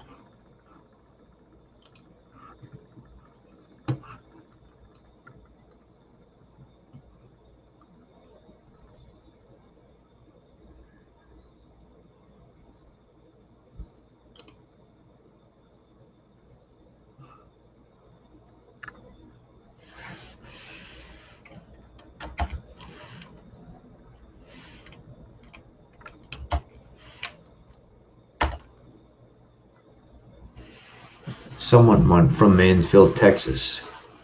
325th Tarrant County Family Courts District Judge Judith Wells and Associated Judge Terry White are breaking the Texas rules of civil procedure repeatedly and denying due process for litigants. They have severed parental rights of parents when all investigations conducted by police and CPS have declared parents innocent. They have ignored the Texas Rule of Evidence, TRCP, and allowed parents that assaulted children to be given sole custody. Motions were filed to suppress police and CPS testimony by amicus attorney Brooks Harrigan from Fort Worth to hide the judge's negligence and misconduct. These judges are breaking laws without regard or respect for law because they believe they are above it. This has to stop. This problem exists through Tarrant County Family Courts, and investigations by an external out-of-state entity needs to be conducted immediately. Wow. Wow. Wow. Wow. Wow.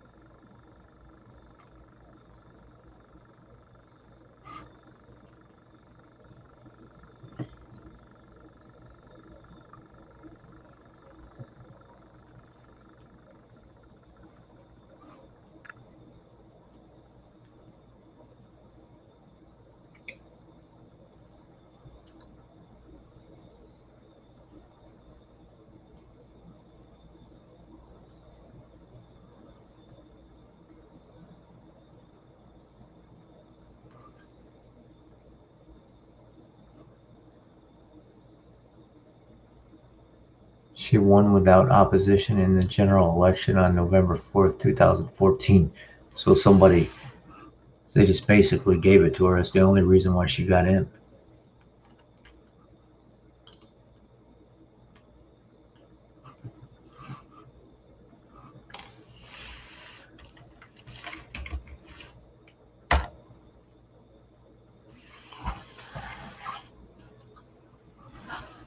These three have the same things in common. Their cases were handled by Tarrant County's own judge, Judge Patricia Bennett and Judge Judith Wells. These judges' names should be somewhat familiar. Judge Patricia Bennett, lawsuit against her that fired another judge because a judge wouldn't muzzle her husband's political comments on social media, and you can read more here. Judge Bennett in action, keeping information out of the public eye against another judge, again with some right here. Story detailing Judge Bennett's actions against another father. Judge Judith Wells, impeach Judith Wells' Facebook post page. She actually says that she will stop inappropriate behavior if she's reelected, caught going on paid for trip by an attorney. Her putting her best foot forward, getting to know time, see her financials. Here's her courtroom. Both of these judges appear on the Protective Mothers Revolution page Hall of Shame.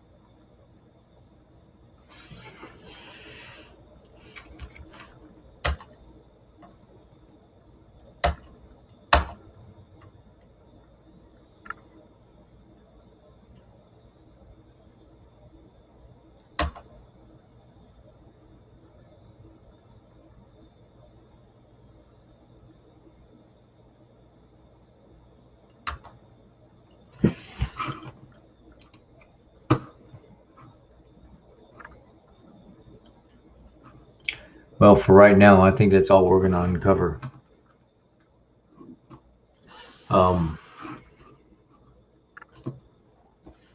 So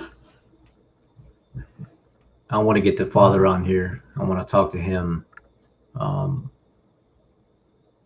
I've seen enough of his story to know that he seems very, very sincere. And he seems like a good dude. I mean, I haven't seen anything so far on any social media page, anything bad about him. He seems like a really nice guy. Seems like he just wants his kids to be safe, happy, and in his custody. That's kind of like the recap of everything that I've seen so far. If I was expecting something bad to pop up just by doing the generic searches that I did, you would think that something bad would pop up, but none of that popped up. It was nothing but his story, the stuff with Judge Wells and how corrupt she is and Tarrant County is, and the fact that that whole county seems like they're just completely against fathers for the most part, but that they can just pick and choose what type of law they want to practice and how they want to interpret the law, how they want to make families pay for whatever they think that they should be paying for. It seems like it was completely unfair from the very get-go on how the whole situation was handled. It seems like by the amount of comments that were left on the different review platforms that there's an extremely large amount of people that are very unhappy with that county in general and how those political figures deal with justice.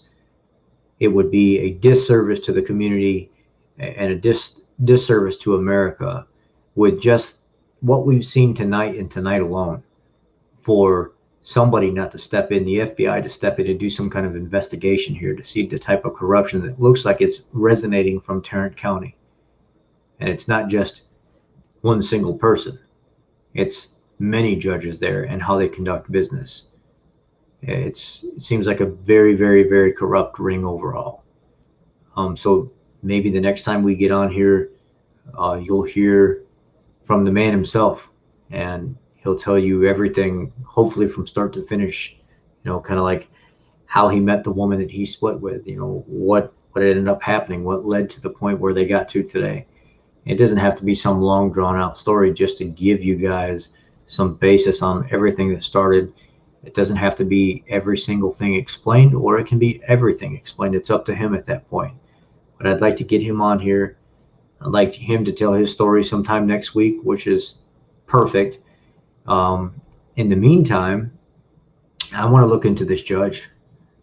I want to actually call and figure out what's going on. I mean, with the overwhelming amount of people speaking negatively of her, obviously this is not some just made up fabricated story. It's been something that's been going on since 1994. And she obviously doesn't care about who the fit parent should be. It's like she does the opposite. It's like opposite Judge Judith Wells' career. Everything that you're supposed to do, you just do the opposite of it, and then that's it. Maybe that's her drug. Maybe the fact that she controls people and ruins lives and stuff like that that's her drug.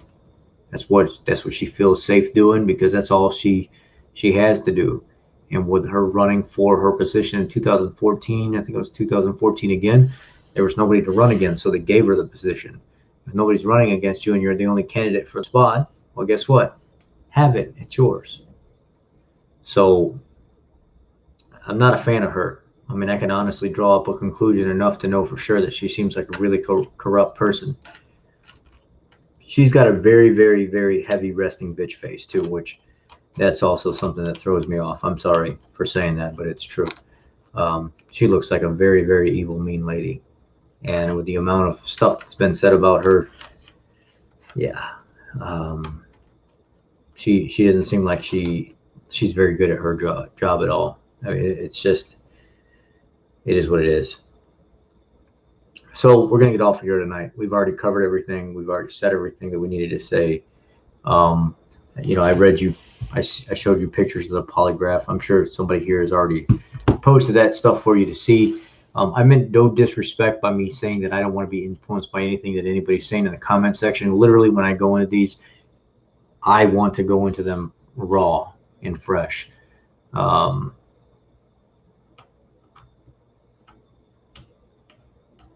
And that woman looks like I can't even explain. The things that I want to say, I don't want to say because it would make it seem like I'm just out to attack her. But everything that I'm seeing on everything that I've clicked on so far, she's just a very, very, very corrupt woman. She's a very, very, very corrupt woman, and that whole county is corrupt. It just makes it seem like that whole county has nothing better to do than try to destroy people's lives. And it's been going on for 26 years, or yeah, right, 26 years since she's been in office, where the first complaint was at. I want more on her. I want way more on her, and I think that's my next step. Is over the next couple of days, every free second that I get, I'm going to try to reach out to people that have dealt with her before. And I want to talk about their experience with her, and I want people to know about her. She seems like a very, very, very crooked person, in that whole court system that they're dealing with. That's the father right here. That's the one where I said you guys could go click on his page and you guys can talk to him on his YouTube channel. I mean, some people have admin to help them run their pages too, but this woman is not only her, but the people that she's affiliated with too. And these attorneys and stuff like that she has on her side, that you can obviously, there's a conflict of interest here. In the military, we call that fraternization, and it was frowned upon. You got in trouble for it. It's not something that was accepted. It's too much of a conflict when you're dealing with different chain of command structures and trying to give orders and stuff like that. It's the same thing that happens in the political systems like that. There's too much of a conflict of interest. And when the people that are consistently winning the cases are the people that you appoint, it's kind of one of those situations where you have to almost look and see if it's going on there, how many other counties across the United States is this going on? How much? We've only spent about 2 hours trying to dig into her, because most of the other stuff was sharing videos and stuff like that. And just look in 2 hours how many people we found since 1994, and all the different comments about how corrupt and how crooked she is, and how she's just out to destroy families. There's a chain 10 miles long from 1994 till now. I mean, I call a spade because a spade is a spade. And this woman looks like a very, very corrupt judge. And the whole system that she works with in her county looks like it's really messed up. And it just seems like they're going to try to continue and keep getting away with things because there's nothing to hold them accountable. So maybe the next step is to create a whole entire posting on her, to expose her, to create a whole entire video on everything that I find out from start to finish, so people know about her. But then again, I don't want to bring negative attention back to Dad, because if that does happen and I continue to go through this, or just react from emotion, which I try not to do, they could see something like this and say, well, look at Dad, he's perpetuating some kind of violence or some kind of stress, some kind of drama, and he just looks like even more of an unstable person because of what's going on. So you have to be very, very, very careful when you do stuff like this, because it could backfire. So maybe we keep talking about it for the next couple of days. Maybe we keep looking into things and seeing what else is there, and not pushing it too much, because if you push it too much and then somebody comes back and sees this video and then sees that Dad's left a couple comments and stuff here, they're going to be like, oh, yeah, so who's really behind all this? So it's kind of you got to be very careful. You got to balance things out very, very easy. Just like when I called CPS, just like when I called the police station, when I got involved in Sophie Long's whole entire case, when I was calling up child advocacy and stuff like that, and I was on the phone with all them. And at first, people weren't wanting to do anything for me, but then when they seen how serious I was, all of a sudden people started answering questions, because they're like, oh, wait a second, This guy's got a YouTube channel, and he's out. He does patriot protesting and stuff like that.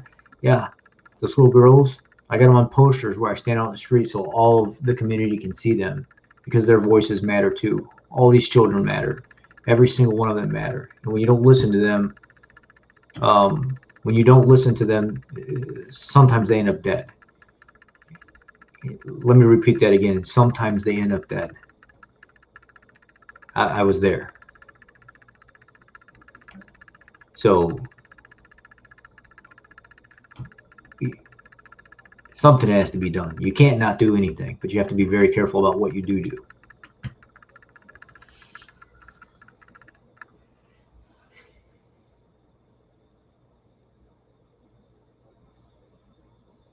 All right. Now I got to think about what I'm going to do from this step forward on how I'm going to continue to look into. Maybe it's not just her.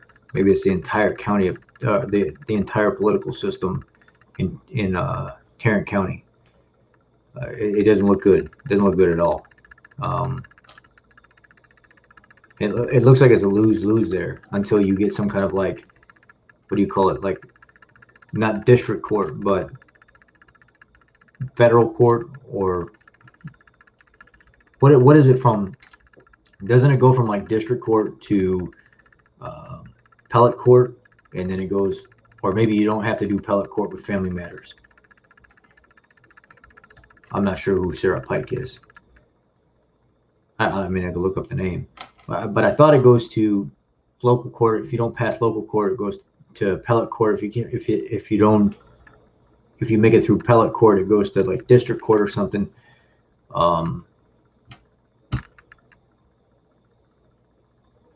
Just look at all the information tonight. Look at all the people that are unhappy, saying the same thing that Dad's saying, the same exact thing, the same exact wording.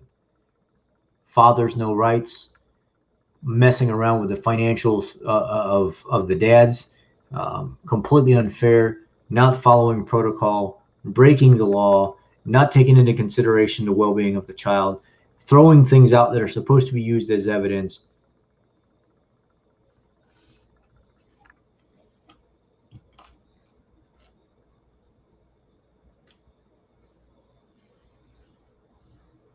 That was the one thing that everybody had in common. It's everybody that had anything negative to say was saying the exact same verbiage that Dad was saying. That should tell you something right there. That it's not just a made-up story or something like that. Every single person that had a complaint about that judge said the same exact thing over and over and over again. There's a whole freaking page of them.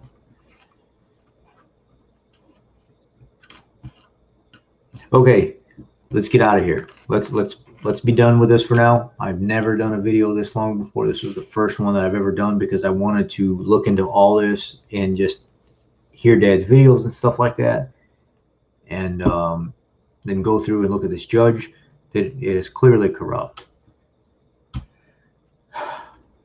It's been a long one. All right, guys, can we say goodnight for now, and then we come back and do this, and then maybe you guys can help guide me whenever I come back on how to pick this back up.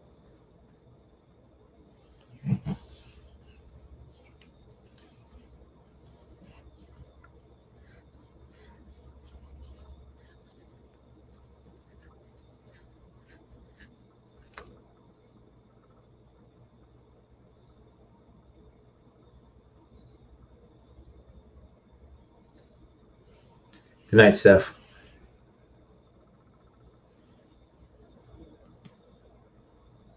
Good night, Elise. I think I'm saying it correctly anyway.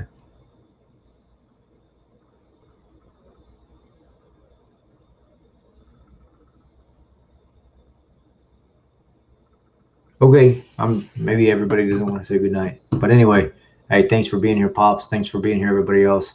Again, I apologize when I come off strong sometimes. I just don't like being, I just don't, I want to see what's in front of me. That's all. And again, that's just how I do things. Y'all have a good night. Be blessed. And take care. I'll see you next time when we get back on here. It should be